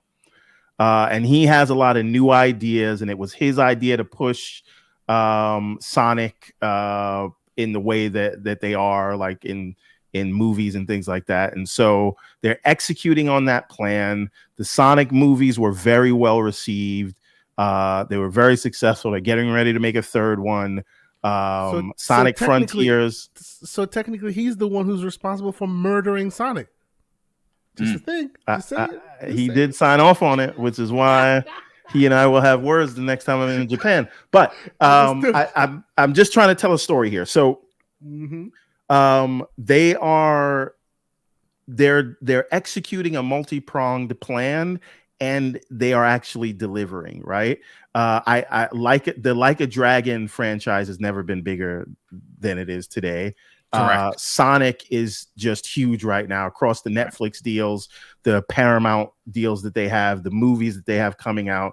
The games are being well received. They've kind of brought Sonic back into a favorable light into most public. And so if you look at that stock price, it has outperformed the market. It is up about 30, 40, maybe 30%, right? Their market cap right now is $4 billion, whereas a year ago it was under 3, right? Yeah, 4.53 billion right now. Right. So if you compare that to what the rest of the market is doing, what other publishers' stock prices are doing, they're outperforming a lot of people. So Sega, I know we like to say Capcom is firing on all cylinders right now, but so is Sega. And so the question is, does Sega, this is the young guy that's running thing. He has his own ideas. He's executing on a plan. It's working. Does Sega want to sell right now? Do you hear Sega complaining about not hitting sales numbers? Do you hear Sega? You know where he's You going. just don't, right? So you don't have Boy. you have this young blood here, and his plan's working. I don't know if he wants to sell. And what do we always say? If Microsoft or anyone wants to buy somebody, they have to find a willing seller. So maybe Sega doesn't want to sell right now. Now, if they do want to sell, that's where you go. Though that's what people want to know, right? So now, who has been complaining about not meeting sales targets? Who has been experimenting with the dumbest things like NFT games? Who has been shedding off studios? Who just recently changed presidents? Right? So the question is, right? If your boyfriend's not going to put a ring on it, maybe you have to go to the high school crush. Oh my god. Maybe you That's have to go to the Nintendo, guy with a but good that's neither here nor job. there. Right? The high Maybe you school have- crush is obvious, Nintendo. Well, sorry, the person who had a Nope, crush on you in square high was school. this Let me close, change dude. that. This True. close. Right? So the point is, maybe you go for the person with the good job that, you know what I mean? He pays the bills.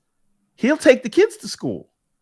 Right? Yep. So what if after taking out Sony's reliable franchise, now Microsoft is going to own COD, right? What is the other thing that Sony relies on super heavily?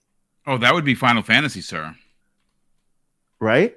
And so if Square is hurting for money, if Square is not knowing how they're going to continue the path that they're on, if Square is putting out things like Forspoken and then dissolving studios behind it, they're selling off their Western division, and they're saying they have a rough road ahead. Maybe Square's the one that comes to Microsoft and says, hey, you want to compete in this market? And Microsoft has been having trouble connecting with the Eastern market, and Microsoft could provide Square with a distribution avenue that will allow them to make their niche games as well as their big ones and not worry about the return. Because they between the cloud, between Game Pass, they could continue to do what they do well, and Microsoft could provide an audience for them while also growing in that region. So are you suggesting next January, I don't know, 17th, we all wake up on that Monday morning and we see a Phil Spencer tweet from 12:01 a.m. that was ready to go. We want to announce that we are acquiring Square Enix. And I see people pushing back against this in the chat, but I want you to think for 1 second. Think of the salt. It would be the saltiest of salty days. Ocean. Make them pay here. more. We get it, but that's not. No, I don't know. Nope. I think that's the way to go. I want to bring Hargeet, who Blatantly was obvious, but yes. Hargeet, listen. Def Leopard in the chat says that he is currently drinking bottled pony tears, and maybe that's because of the ABK stuff. How crazy would the world of video games be that we saw Microsoft in one fell swoop go? Again, this is post E3 2018 to current, become the Western RPG, makers. The best place to get your Western RPGs right now is, and again, I'm saying Western RPGs. Microsoft owns that title. Best driving games in the business, Microsoft. They have ABK is going to close. It's going to close hopefully before E3, and it sounds almost impossible, but wouldn't it make one hell of a headline if Microsoft buys the one publisher that is currently supporting Sony left, right, and center in Square Enix? What are your thoughts? Is this a possibility? You said that it's obvious. It's obvious, right? And so look, the reasons are, all right, let's go rewind to 2021. And, we have all these allegations and crap on ABK, right? Activision has all these issues with Blizzard specifically, right? Right. Mm-hmm. There's the government going after them. There's all these sexual harassment things. There's some racist things going on. All sorts of stuff, right? There's controversy galore. A company that makes billions in profit, right? Ridiculous amounts of money, right?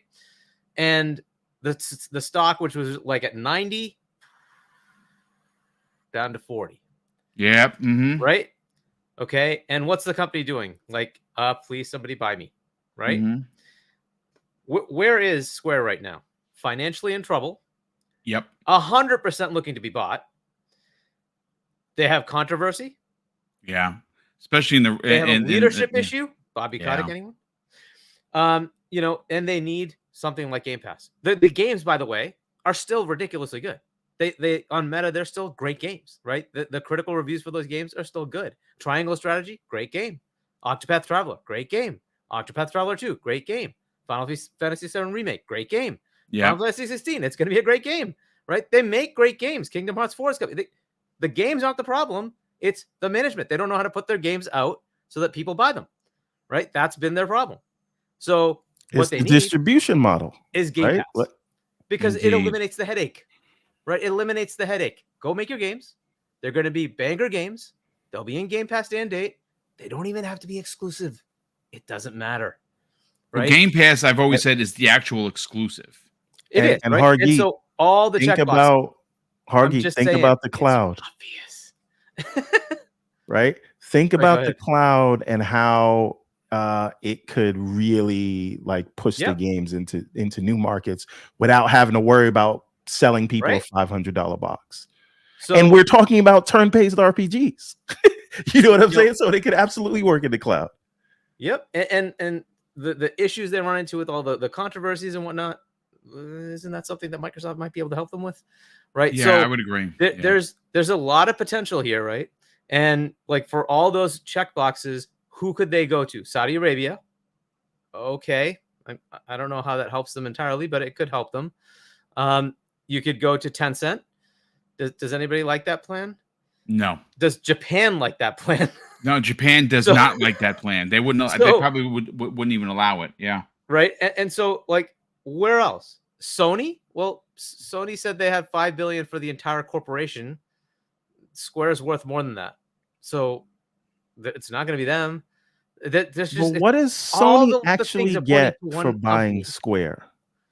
Well, what does Sony get is they just align with the games they already have. That's really it, right? But that really doesn't increase the business, right? So if you're going to spend that kind of money for the amount of spend, it's not a good buy for Sony. It's correct, just not, right? So, but it's a massively fantastic one for Microsoft, who has Zilchoy. They have one company over there with Tango Gameworks, and that is, it's not going to move the needle enough, right? Square Enix will move the needle quite a bit. Every Square Enix game comes up and says Xbox Game Studios, Final Fantasy 16, Final Fantasy 17, Final Fantasy 8, like that's going to move a needle. That is too big a property to not have some impact, right? And all these games are in Game Pass. You're welcome to pay $10 and play these games. They're not online, right? So pay $10, play these games, right? Yeah. So it's going to be a massive win for both sides. That's kind of the thing, right? And they are definitely looking to be bought. Sega does not need to be bought. Capcom, for hell, they absolutely do not need to be bought. Bandai Namco is like $25 billion. Yeah, they have a lot of they have their toy business, they have their model business, they have anime. That would be a big undertaking. Fair enough. Microsoft has the money, and money always talks. Fair enough, but I don't know if that's something you want to go after. Maybe, but Koei Tecmo is actually not a bad one either. But they're also doing okay. So. You have to kind of figure out where it makes sense. The company that's screaming, please help me, it's Square. Yeah. So it just seems to align. That would be the next. Now, I think in between, there's going to be a smaller chunk of things. Like there's going to be something like Certain Affinity or something. Some of these smaller ones that don't need regulatory approval. I think they're just going to go pull the trigger on a couple of smaller studios. And then, yeah, like you're saying, in January, we'll get the big, announcement. I think it takes longer than that to integrate ABK. It might, especially it might take a while to integrate. However, they just bought Bethesda, and turned right around. No, they True. did, Said, but "What the if heck?" we're looking at the scale of Bethesda versus the Didn't scale of Zenimax Activision, just buy you would think their somebody? hands would still be full, right? I mean, their hands are going to be full no matter what, right? They still haven't really gotten the fruits of Bethesda because all the games that came out were multi-plat, right? Or they were specifically on PS5. Now they're finally getting those games for themselves. And lest we forget, Bethesda themselves acquired somebody recently as well. Dash Quietly in the McDaniel made that background. announcement today, as a matter of fact. Yeah, Yeah. yeah. So, yeah, there's Yeah, Zilla in the chat says Sony and Square have too long of a history, and I believe Square would just prefer working with really- Sony. I mean, they do have a good there's relationship. it's not show friends, people. It's show business. Yeah. Well, they say that, okay, but like the first AAA game to go into Game Pass day and date was Outriders. Who made that? Yes. Oh, right, Square Enix. Yeah. Square put all their Final Fantasies except for 14, which they're still working to get the online to work, into Game Pass, right? They didn't bring Final Fantasy 7 Remake and 16 over, but those contracts were likely written when Microsoft or Xbox was dying. So they couldn't give them the bag, and Square just Sony goes where did. the bag is. Yeah. Right? Yep. Because at the same time, they gave Octopath to Switch. They don't care. They're like, who's giving me money? Okay, you get it. Therefore, they don't care, right? They'll just put it wherever the money's dangling. So, they gave their studio to make Xbox's game. The initiative's Perfect Dark. Here, take our studio and go make your game. I don't think it's about that. I think it's about money. They just want money, right? And that's what they've been doing. So the Sony relationship is Sony's willing to pay them, and Square is willing to take the money. That's all it is. Well, I mean, it makes, to Everborn and Hargeet's point, it makes a ton of sense for a lot of reasons. One of which, Sony is not in a position financially if this deal happens. Because remember, they announced that they have, and again, folks, I'm not being facetious here. I don't have billions of dollars. I just don't. Sorry. But they have only 5.1 billion for the entire corporation. That's SIE proper. That's the whole thing to invest in. So they're not going to, they can't invest. I mean, could they borrow money? Sure, but I don't think they're going to. Square Enix being purchased by Microsoft. Now that, you sit back and you listen to other people talk about it, it makes a lot of sense for Microsoft for the reason of trying to get that foot in the door for that region of the world that has notoriously had them boxed out, right? Yep. So they get Square Enix. It is a company that has lineage for decades in the gaming space, and they are now working with. They own that said publisher. But I think ultimately the key, Boom, is Game Pass, because that's what course saves them. Yeah, Game Pass is what saves them. And So cloud. that's not something Sony is gonna bring. Exactly, like being able to take those things anywhere you want. That's what's gonna save them. Because they don't. If they didn't have the sales problem, then Sony could buy them if they're profitable. They're not profitable. That's the problem, right? So what's Sony gonna do? Is put them in their service day and date? They won't. They don't put their own games in the service. So so the saving thing here is Game Pass. That's the reason to be bought. It's Game Pass. Well, I mean, it's interesting because we saw articles right after the release of Outriders, right? On how well Square was like, well, we can't. This was a great move. They're very happy with it. They're very happy with it. First of all, shout out to Noof Nukem in the chat. Hey, I'll send you the DM, brother. Join us Friday morning. I appreciate the offer. He'll be joining us for breakfast at Boom Friday morning. So thanks so much for that, Noof. I want to get Kay's take on this because, from a perspective point of view, like what we're doing like right now, it makes a ridiculous amount of sense for Microsoft to attempt, first of all, with everything going on with the governments and the trade talk, right? Japan is prime realty at this point for Microsoft to, potentially make an offer to, gain a foothold or even an inch into Japan, where they only have 2% of the market, which is abysmal at best. This is the more I hear about this, the more I replay it in my head as we're doing the show. I think personally, if you thought that the ABK deal was talked about to the point of nauseum, this would break the internet. If Microsoft announces Square Enix is joining Xbox Game Studios. Oh, On top of we should then just call it quits for a while because we the probably salt- should leave the business. Oh Yeah, I my think god, it would just be please ridiculous. Oh my. elaborate on it with the 650 people that we have here listening and delight. So I will say, I hate to say it, but I see where Hargeet and everyone we've had this conversation before. I see where. But Kay, before you start, I just want to be Please. clear. This is not what I want. This is just me I know. reading the tea leaves Yes. and saying what is probably. I like possible. Sega. I want Yeah. Sega because I like the IPs better. But See- I understand business.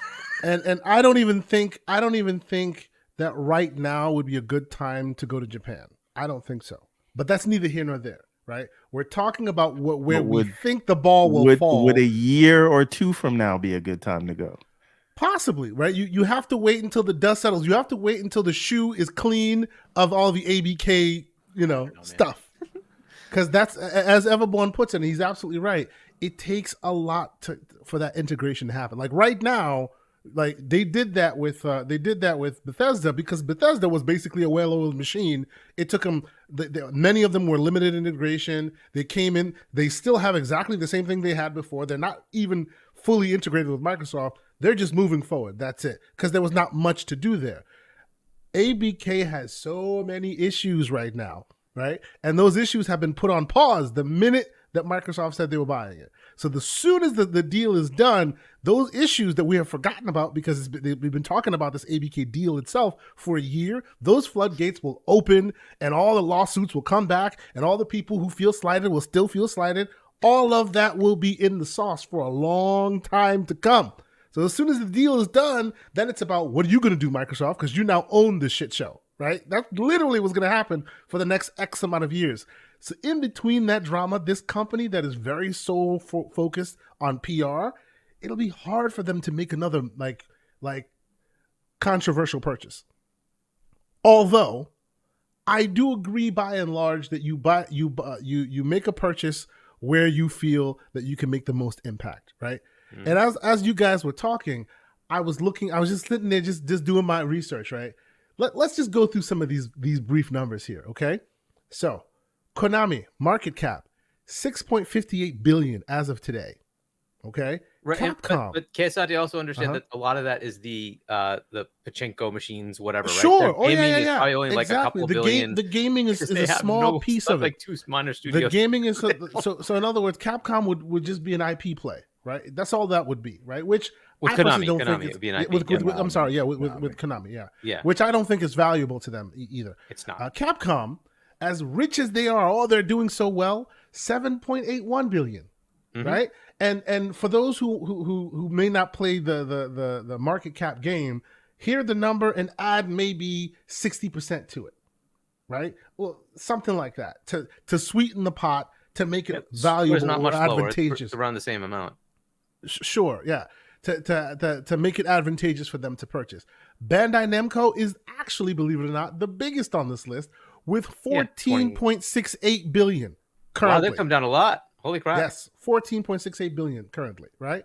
But add a bit more to it as well. And even that, you're like, wow, they've come a lot. That is the crap on ABK Deal's shoe. Like, it's not much in comparison, right? Then you have your Koei Tecmo, which is only 3.17 billion. You have your Square Enix, which is 5.8 billion, and Sega, which is 4.53. Do you know the lowest on my list?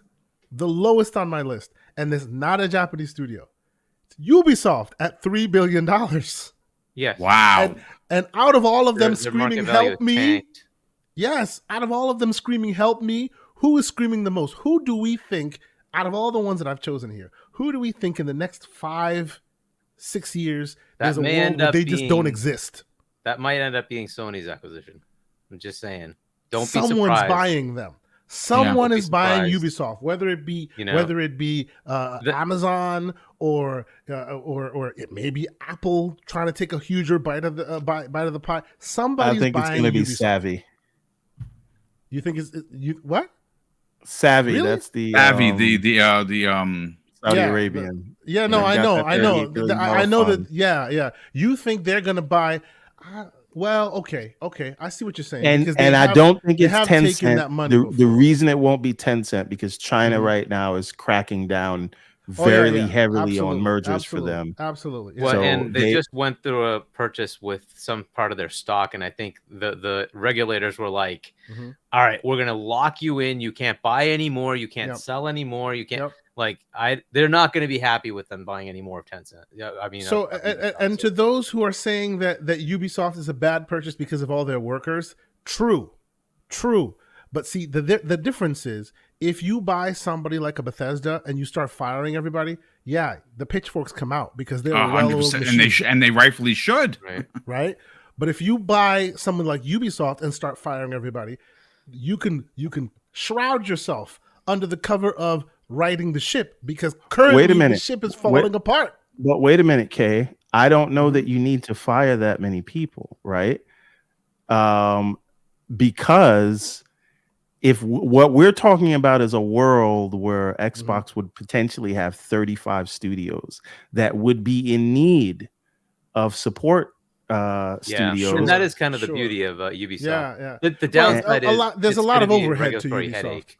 But Exactly. That will be a regulatory headache because, well, it'll be a regulatory headache for political reasons, not for actual righteous reasons, right? Yeah, Because, I mean, because any of the definitely arguments be they've saved, made you're right. before with ABK, they can't make now, right? Because there's no IP that they can point to and go, oh, it's impossible, right? None. Even their biggest franchise, Assassin's Creed, is a pale imitation of what it used to be. So clearly, Right. So they have more wiggle room there. now with Ubi, this is the thing. Most of the studios and employees they have, there are support studios for Assassin's Creed and Rainbow Six. And they have literally turned into ABK because all their studios used to have their own identities, used to make their own games, and much like the salt mines of Call of Duty, they have done their own version at Ubisoft. So now you don't know who they are anymore. All you know is there are a bunch of support studios that only support that only support the main franchises, which is Assassin's Creed and all of their live service games, right? Right. Same but so exact I'm setup saying as ABK. Those employees may be an albatross to a Ubisoft who basically is relying on Assassin's Creed and Rainbow not so Six. much for a company that needs so those much support Xbox, studios. Yes. Right. Yes. There's, So I guess we you all guys are making. issues. So you guys are making my point for me, right? Well, remember, the point was It's a good Japanese choice. publisher. No. Right? He said That who's was the next. topic, He didn't say a right? Japanese publisher. He said who's next. That's all he said. No, it says Xbox targeting Japan for their next acquisition. That was the topic. Understood. So, because I'm outside hedging of that, my bets. there's another one that they should go after. I mean, Ubisoft is a good potential, but there's another one they should go after clearly, and that's above Ubisoft. But go ahead. Speak on it. No, speak on it. Go ahead. I'm loving it's this Warner conversation. Discovery. It's Warner Discovery. Buy the whole bloody thing. Yeah, they don't have a Spider-Man equivalent, right? Yeah, and they're not going to buy Disney. That's not there. happening. And Phil does not want to do. I'm going to license your property. Yeah, they want to own the whole deal. Yes, he's not doing it. They're going to want the whole thing. Buy DC. Buy the whole thing. Buy the whole Warner Discovery. Now you have it. You have all. I don't think Mandela wants to be in the movie business. That's the question. Do they want to go back to TV? The only problem that I see with Warner, even on the Warner side, they are now making a big bet in movies, right? And they have James Gunn, and that's why they hired him. And James Gunn has specifically come out and said they want to integrate their movie franchises with their game franchises. And if you're going to speak on that, it means you're keeping the licenses. And there's no way Microsoft will buy your studios without the licenses. Again, I'm not saying buy the studios. I'm saying buy the whole thing. Buy Warner Discovery. Buy the whole everything. Yeah, but then at that point, then yeah, sure. But NetherRealm is small potatoes in that phase. They're in massive debt. Yeah. They need financial help. They can't make big blockbuster movies because they don't have the money to make them. Sure. Right. Yes. And they. Then you hit that same issue that you guys were talking about. That you're right about. Does Microsoft want to get into the movie business? Doubtful. It depends on where they are. I don't know. I mean, there's something to be said about, again, we're seeing perfect example. There's got to be somebody on Microsoft's side that looks at how HBO did The Last of Us. That did numbers for HBO literally unlike anything before. The only thing that probably still outpaced it is the one with the dragons. That's about it, right? So there's something to be said about a zeitgeist, bringing everything together. Film, comics, toys, anime, games. They all live in the same universe. They're just separated by big planets. And there is something to be. I mean, again, it would be a big undertaking, but the WB thing, you don't have Spider-Man, you don't have Marvel. Interesting, yeah. Could you imagine all if of they DC? had That would be great. Yeah. You get Wonder Woman. That game's being made. Yeah. Do they have platforms announced? Could be exclusive. Just no. See, don't get me wrong, right? The gamers among us and the gaming talk, the gaming focused talk, makes it very, very advantageous for them to do that, because now you have your own MCU adjacent, right? IPs and characters to draw from. Absolutely, right? There's a lot of context there. But remember, there was a rumor that the next acquisition would be Netflix. That I think is ridiculous. But yes, if that's what they're looking for, then HBO Max, which is struggling, sort of. Yeah, HBO Max is going away. Subscriptions, just saying. No, I hear you. I think there's zero chance in a Warner Discovery. I think that Satya Nadella does not want to be in the Hollywood business. Exactly. And if they were going to move that route, I think Netflix would be the way they go, because Netflix is more, if you really think about it, they're more of a technology company than anything else. And the idea to have Netflix running on Azure alone is enough for that would be a boon. Absolutely. Nadella to bite on it. But the first years to do that migration. 180 to 200 billion range. It's a lot. No, Warner Discovery would be more like the 35-40 billion range. No, I mean, can we say that, like, Netflix, regardless of Disney pulling all that IP from them, they have found a way, and that's what I want Xbox to do. Find a way. You know what I'm saying? Like find your own, route. And I mean, I'm still on Netflix. I don't have HBO Max. I'm not subscribing for one damn show. And that's the problem. Netflix is the subscription service still, right? They still are the subscription. But to your point, Hargeet, market cap of WB, $35.60 billion today. Yeah. Right. So in order to sweeten that pot, they need to almost double that. Almost. No, not double it. It would have to be 20-30% bump. So, look at 50-ish.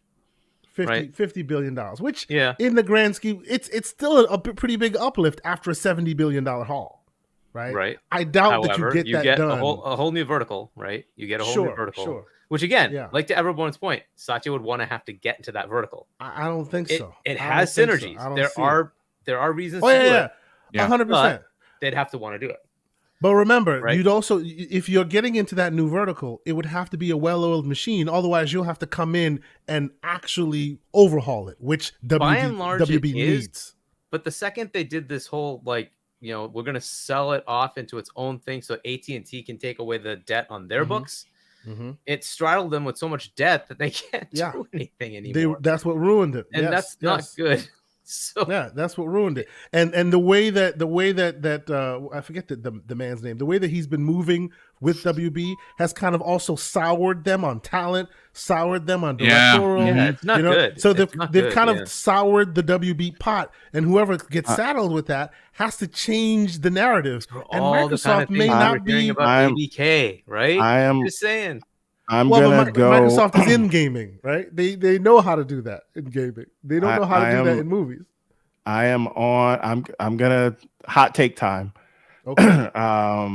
I am gonna say I think Warner Discovery would be a better merger for Sony, and this would be a merger. It wouldn't be like they're buying them. This would be them combining forces. I think there's so many synergies there between the movie division, because that's actually something Sony is in, and then the gaming division, and then turning those IPs into games with Warner, WB Games. I think I think Sony would actually be a better fit for And Warner you than think Microsoft would. you think Microsoft wouldn't then go complain to FTC like they Yeah, I already think it's own the gonna be a rights to the problem. Nope, biggest nope, the not just biggest Microsoft. IP. Let them do it. Let them do it. It's So not what? just Microsoft though, right? Because the industry itself will say, "Hey, look, you allowed Disney to take over a quarter of our Mhm. industry. You're not going to let Sony take the other quarter? Like, Yep. dude, you can't do this. Right? It's stupid." It would So be a Yeah, big. I but don't they think did they're let allowed. Disney do it, I and know. Well, that was I don't that think was a that's gonna different happen time, and they man. That are was a going to different let time. Microsoft buy Activision, and they would let Sony But, merge I mean, with that doesn't get Warner anywhere Brothers. close to that level, though, right? The percentages are Yeah. so small, right? Versus this, if Here's you the take thing. Warner and combine it with Sony, Let's that's not insignificant. here's the thing. Like, you have to think about it. Zaslav is prepping Warner Brothers to be sold, and we all Mhm. think that it's going to be to Universal, and no one's going to stop that. Mhm. No one's going to stop it. And Universal is the only player in Hollywood that even rivals afford it? Disney, Yeah, well, right? So yeah. again, if they can let Universal get it, which that's what it looks like It's it's going to go crazy. to now, then Well, Sony can absolutely you get know it. how Universal's riding it. Universal's riding it exactly the way Sony rides it. Because Disney takes up all the oxygen, Universal can be underneath them and go, "Hey, we'll take that." That's the only reason why Universal's able to get away with it, because you have Disney that literally engulfs everything and everyone knows it. So it gives Universal room to move exactly the way Sony's moving now, right? That's the Yeah. only reason why they are even allowed to do what they're doing. Right, If but when Disney I wasn't say as big, when I say Sony merging with WB Discovery, mhm. that's exactly what I mean. Them merging, not Sony buying them, and it would be to compete with Universal and Disney, because right now they kind of can't at that scale. This is why they partner with everyone. It would So get, here's and it a would be quick more. question. Hang on a second. It would be more for the movie division, that like the gaming would be a bonus Yeah, of what they I would get agree. here. See, This but would that's be exactly my question. Why would Universal get into games when you have somebody like an Amazon who's already in games, who's already in movies, who's already in TV? Why wouldn't that be a better option? Because why they can wouldn't afford it. Amazon buy WB Discovery? Is that what you're saying? Yes, or Sony. No, They're I already think the vertical's already there, right? They're I in think both spaces and they can I afford think Sony is the one to do it, and I think Amazon, they don't. I don't know that Amazon has the appetite. I know they have the money to, but if you look at all of their acquisitions, I don't know that they it. have. You still think they're like an Google? appetite. They could cut bait at any moment. Is Yeah. that the case? Well, I like Can Amazon. we was point to barely any able to get large MGM. scale Amazon So- acquisitions like above 10 billion? they- I don't think we can. They No. bought I mean, MGM and For 3 MGM. billion. it barely went through, dude. So I don't know. Like Amazon, Yeah, it would be a hard sell regulators for the don't hate Amazon. 'em. Yeah, they don't like Amazon. That would be a that. Yeah. But listen, I think they let it through for Sony. I don't know, man. And I think I they don't do know. great things I don't know. together. Oh, and KSL, you mentioned about timing. I'd actually suggest sooner the better, because right now the U.S. is in trade agreements. Correct. Right? Sure. Yes. Sure. And this could be a stipulation rider that says you have to allow Xbox Yeah. or Microsoft to acquire somebody over there make purchases if they want to be bought, right? Yeah, So that's you may true, end up that's having true. it happen sooner. I'm just saying. That You never may know. be the only Like, thing they got. Like Yes, all jokes aside, Hargeet, you might be onto something here, because time is of the essence, right? Timing could not be better. They're literally in trade talks. It was brought to everyone's attention publicly that Sony has 98% of the market, and Microsoft has been there for over 20 years and has I not really been able. dislike it when people say Sony has 98% of the market, You know, like pretending that Nintendo doesn't exist. Like, come on. Well, now. I'm not. I'm just using the numbers that they put out there. I listen. We know Nintendo exists. In fact, Nintendo sells better than Sony. Sorry, it's Than a everybody. fact. That's I'm right, waiting for the next absolutely. Switch console to come out, and it competes with the PlayStation and So Xbox. just It's like, one last sorry. thing on this, right? Microsoft lawyers, I heard, they told regulators that Sony tried to make an offer for EA at one point. I don't know when. And it would have been a mostly stock offer, and EA was like, no. right? So there are ways Sony could do a merger like this. You know what I mean? Yep. Oh, yeah. It's so not I about definitely what's, it's not all about what's in their coffers to be able to make the purchase, Right. or to make the merger. Absolutely, between stocks and some cash, they could make it work if it was really something. But that'd be betting the farm, like literally. That'd be really like extending themselves to make something work. And the question is, do we really think they're ready to do that? They're still the market leader. They still feel like they own stuff, and however they shake this out, they will be losing some of themselves to make this work. Interesting. Right? Well, let's get Crispy Bomb's take on Square Enix potentially becoming Xbox first party, because, like I said, for a lot of reasons, it makes sense. It makes more sense now simply because Microsoft is trying to gain a foothold in Japan. But I think from a scope and perspective way, if Microsoft were to announce that their next acquisition was going to be Square Enix, I think the internet would break. Personally, what are your thoughts? Is that move number one for Microsoft? You say, because it sounded like you were against it. It's not. No, that would be like cannonball in the pool. They want to tap the water, with their foot. Like, hey, let me check if it's warm or not. I would say Konami. That would be first, especially after this deal goes through or not. If you want to get into that, realm of Why gaming, Konami? because they want IP. Xbox wants IP. You understand what I'm saying? They want somebody to make games. No. You add let's say Activision Blizzard goes through. They want IP. They don't want ABK making Japanese games. They want Japanese people making Japanese games. What? See, that is right? I'm not even gonna go in. No, that's not necessarily true at this point. There's too many aficionados. There's too many people that love anime that live in America or the Western world, as we like to call it. There are too many people that are so invested in these type of things that it's nauseating to somebody like me at times. I will say this, okay, because I think if it's going to be anybody, it's going to be Konami as far as the Japan, East Asia, whatever you want to call it. Okay, that is where I would go. As far as actually purchasing, there are two companies that are ripe for the purchase for Xbox: Ubisoft and Embracer. Nobody said it. What's Embracer at market cap? It's less. They're like 8 billion or something like that. Nope, yeah, not right now. It's 5.52 billion.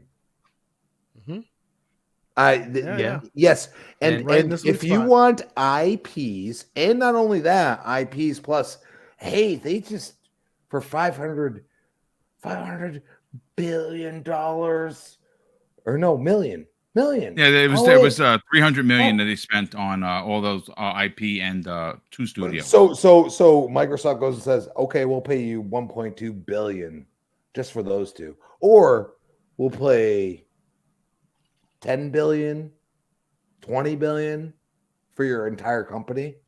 You got to realize that they are a company that is basically like, like this company invests, like that's what Embracer is. Like, these companies that might be even under them are investing back into the company. So everybody's, poised to make some money. And that's the only thing is there enough value there, right? So for that amount of money, what do you think? That's the thing. I don't know if Embracer is the pick. They have IP. Is Tomb Raider good enough for you?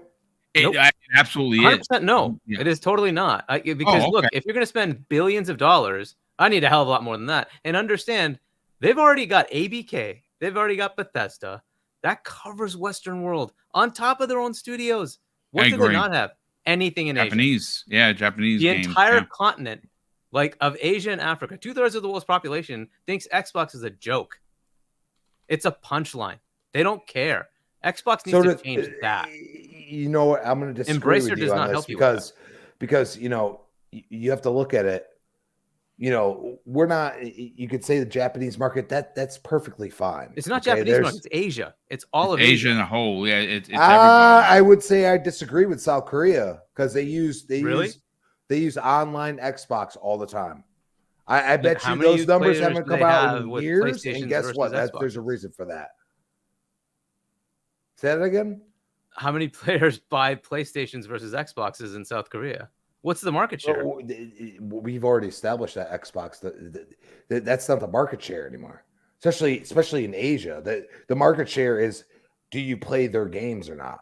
That's the market on PC, share. right? On PC, they can. I mean, you can go to Nintendo, but you can go and say you could take that thing with you, and that's what they love over there. Okay, at least from what I've seen, including YouTube videos, just going off of like even watching food stuff.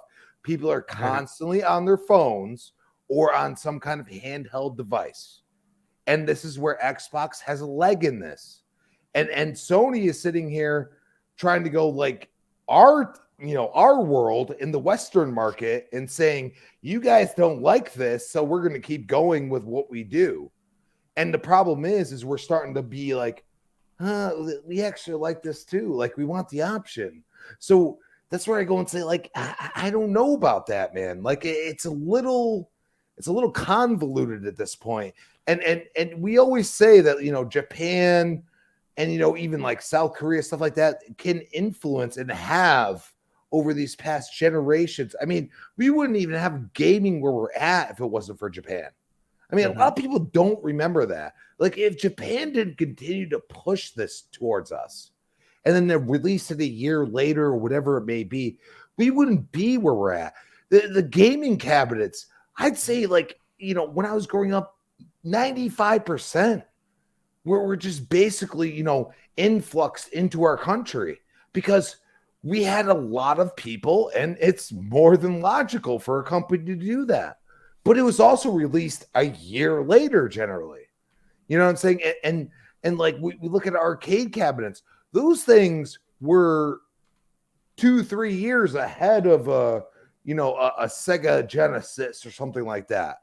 And when we got that at our homes and their TVs could actually do that, we were enamored. We didn't know what to do.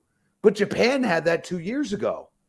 You know what I'm saying? So I understand that. I get it. But also Xbox has shown that they have to let it go at some point. Yes.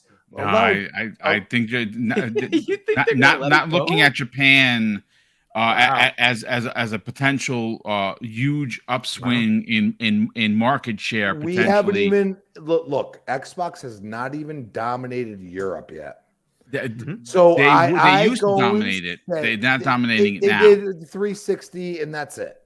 Okay. Yeah. Other than that, they have not ever dominated Europe. And especially in the past 10 years, it has not happened. If you can't do that, why the hell are you going to Japan? Can you buy a publisher, a developer in Japan? Abso-freaking-lutely. Okay. Can you try to get your niche in there? But they've had, and they're going to continue to go to Tokyo's game show and everything else. They're going to do all that because they care and they want that. But at the same time, to just, buy a company just after you've had all of this BS go on with the ABK deal, regardless of what happens, okay, it does not make sense in my opinion. And that's where I'm going to stand up. No, I get it, Crispy. For you, it doesn't make any sense, and that's why I love having these conversations because everyone comes at it from a different point of view. I am going to say this: Sony, as we know, wanted at some point to kill Xbox. They wanted to crush Xbox, and in many regions like Europe and in the Asian market, they have. But Microsoft has stayed; they're still here. I have a strong suspicion that after this ABK deal is done, they're going to be a little bit more pointed, if you will, to trying. They're not going to try and kill Sony, but they're definitely going to want to take parts of the market share. And that market share cannot just be the Americas. It's not good enough for Microsoft. That needs to be a worldwide event. They want 30% in Europe. They want 30% in Japan and in Southeast Asia. And they have a potential to get it. You get Square in on Microsoft first party. I think that sends a message to that is, again, for a lot of people, it's going to be heartbreaking. It is going to be a great conversation if that happens. But I think for me anyway, it makes the most sense.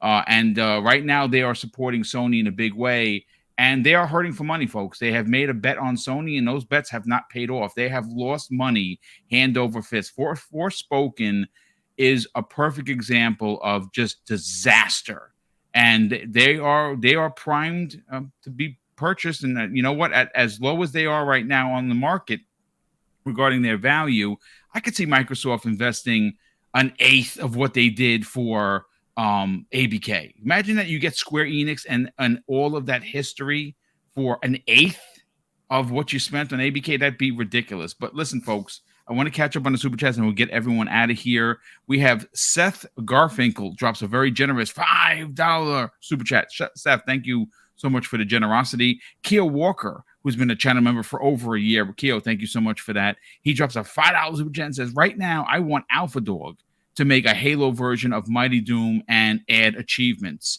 Yeah, I heard that Mighty Doom. I only played a little bit of it. I heard people really enjoying that. Fun. It's yeah. fun, yeah.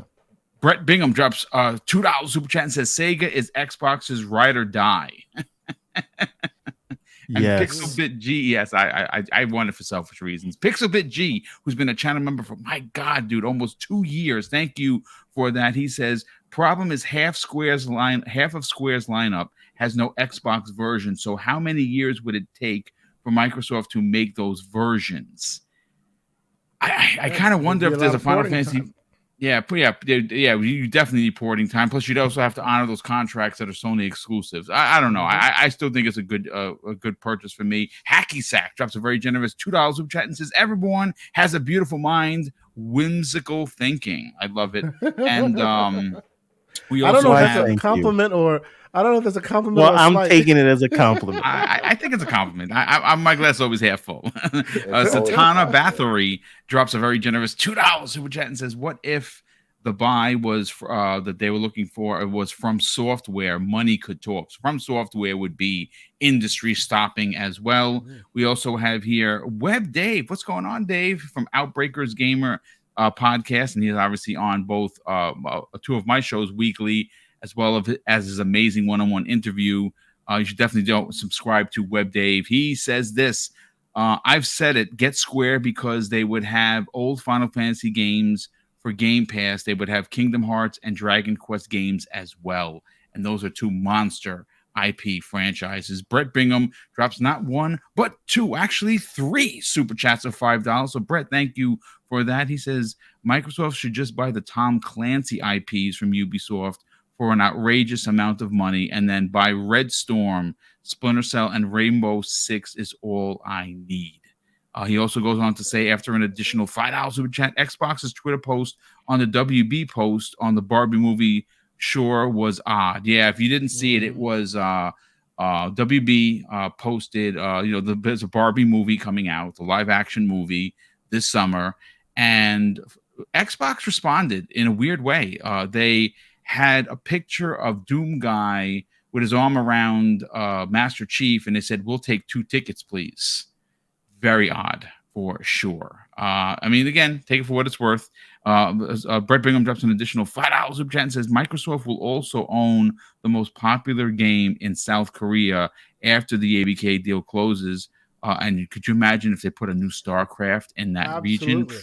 To this day, it is the most popular game in that region. To this, even the old crusty version is the most popular game in that region. And you know that they're going to start working on that almost immediately the minute they purchase it. StarCraft needs to come back. I'd like to see StarCraft Ghost be done by like Ninja Theory, but that's just me.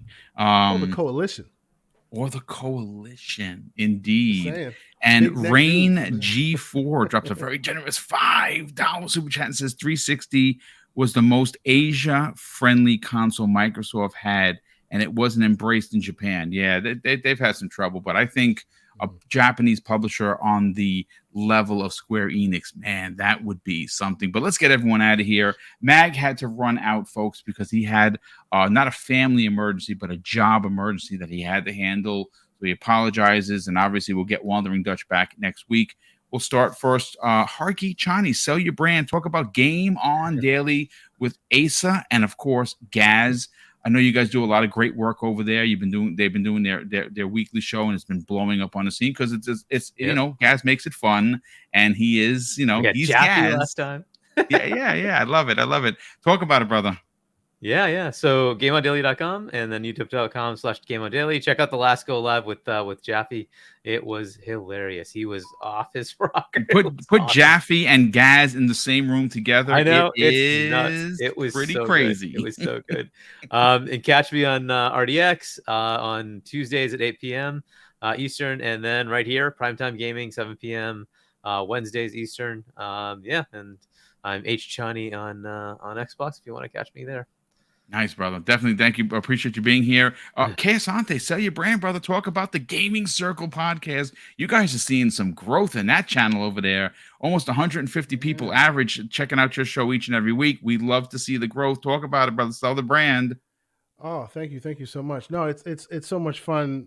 All the support from the community, many community members that I see here. And if you haven't checked this out, please consider doing so.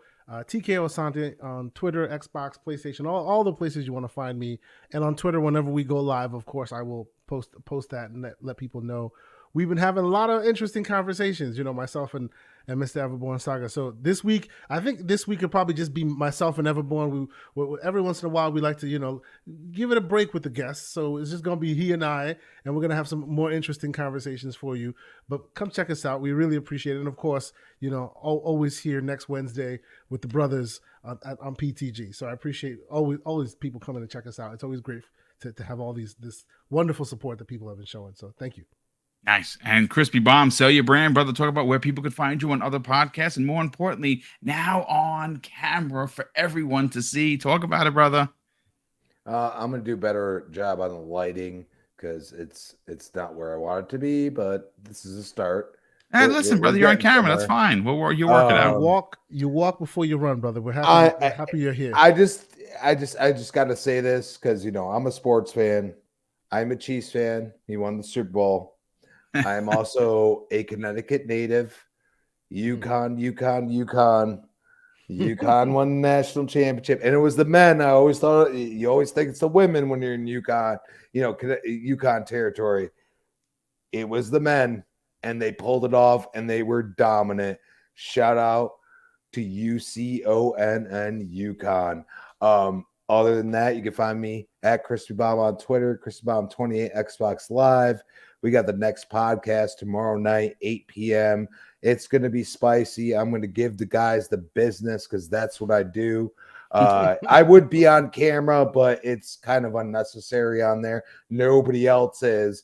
I felt obligated to be on camera here. And I appreciate you guys, you yourselves, you gentlemen pushing me to saying, you know what? I'm going to get my gaming and podcast room done. It is not there yet, but we are getting there. And then also Retro Renegades, not going to be there all the time, but definitely check those gentlemen out. It's 7 p.m. Tuesdays. And of course, back here on Primetime Gaming, Mr. Boomstick and Friends, 7 p.m. Wednesday. We'll see you then. Absolutely, brother. And last and no way least, Everborn Saga. Sell the brand, brother. Talk about where they can check out the Everborn Saga here, there, and everywhere. Yes, the answer to all those questions is everbornsaga.com. You can find the amazing books that we do. If you're into anime, if you're into Western style fantasy, if you're into comics, go there, check it out. We are telling an epic fantasy story. And we have an amazing sale going on right now. And we have a new book that we're getting ready to launch very soon, and there will be a Kickstarter for it. More details to come, and obviously this Saturday you'll be able to catch me and Kay on Gaming Circle Podcast, and we have some new stuff coming up, but I don't know if we can talk about it yet, new logos and things like that, but we'll talk about that when we get there. And yeah, man, I'm just excited right now playing Jedi Fallen Order before Survivor comes out. So Nice. that's what I'm going to get back to. I'm about to finish Resident Evil 4, which is a masterpiece. My God, I got 20 hours into it. And yes, I'll run through it once I unlock the rocket launcher and only save once or twice. But I have like 70 saves. It's ridiculous. But it's really good. I'm really enjoying it. And then when I'm done with that, I have to finish Dead Space, which, again, I know remakes, right? Who cares? I do, because they're both amazing. And in the same year, no less. Listen. Boom, do we realize Redfall is coming out in less than a month? Yes, yes, actually we do, and I cannot wait to play that game. Every time you see it, just looks better. It just looks. So is really... Benedict Fox, by the way, which was also announced today, coming like less this month. Oh, and Ghostwire is coming like next week. See, yeah, we're in the valley of the shadow of death right now. we actually are. The backlogs are real, Boom. Folks, and there's just not one enough time. last super chat. Yes, Jonas the Dad popped in here. A good friend of the program. He drops a $2 super chat and says, "Thanks for another awesome show. Great as always." Thank you, Jonas. Definitely appreciate the compliments and definitely appreciate the generosity as always. Ladies and gentlemen, that is going to do it for Primetime Gaming this evening. Hopefully you enjoyed the program enough to hit the like button, of course, because that helps. And if you're finding the channel for the first time, folks, please consider subscribing. We're now on the hunt for 13K, and we can only get there if you decide to subscribe. So, ladies and gentlemen, of course, I'm going to close out the show with something that's important to me. Hopefully, one day it'll be important to you. And that's something that my dad taught us when we were kids. And he would say, Craig, treat others how you want to be treated. And also, it doesn't cost anything to be nice. You live by those rules, son. I can guarantee you're going to have an awesome day. So take care, everyone. We'll see you next week on the newest episode of Primetime Gaming with Mr. BoomStick and Friends.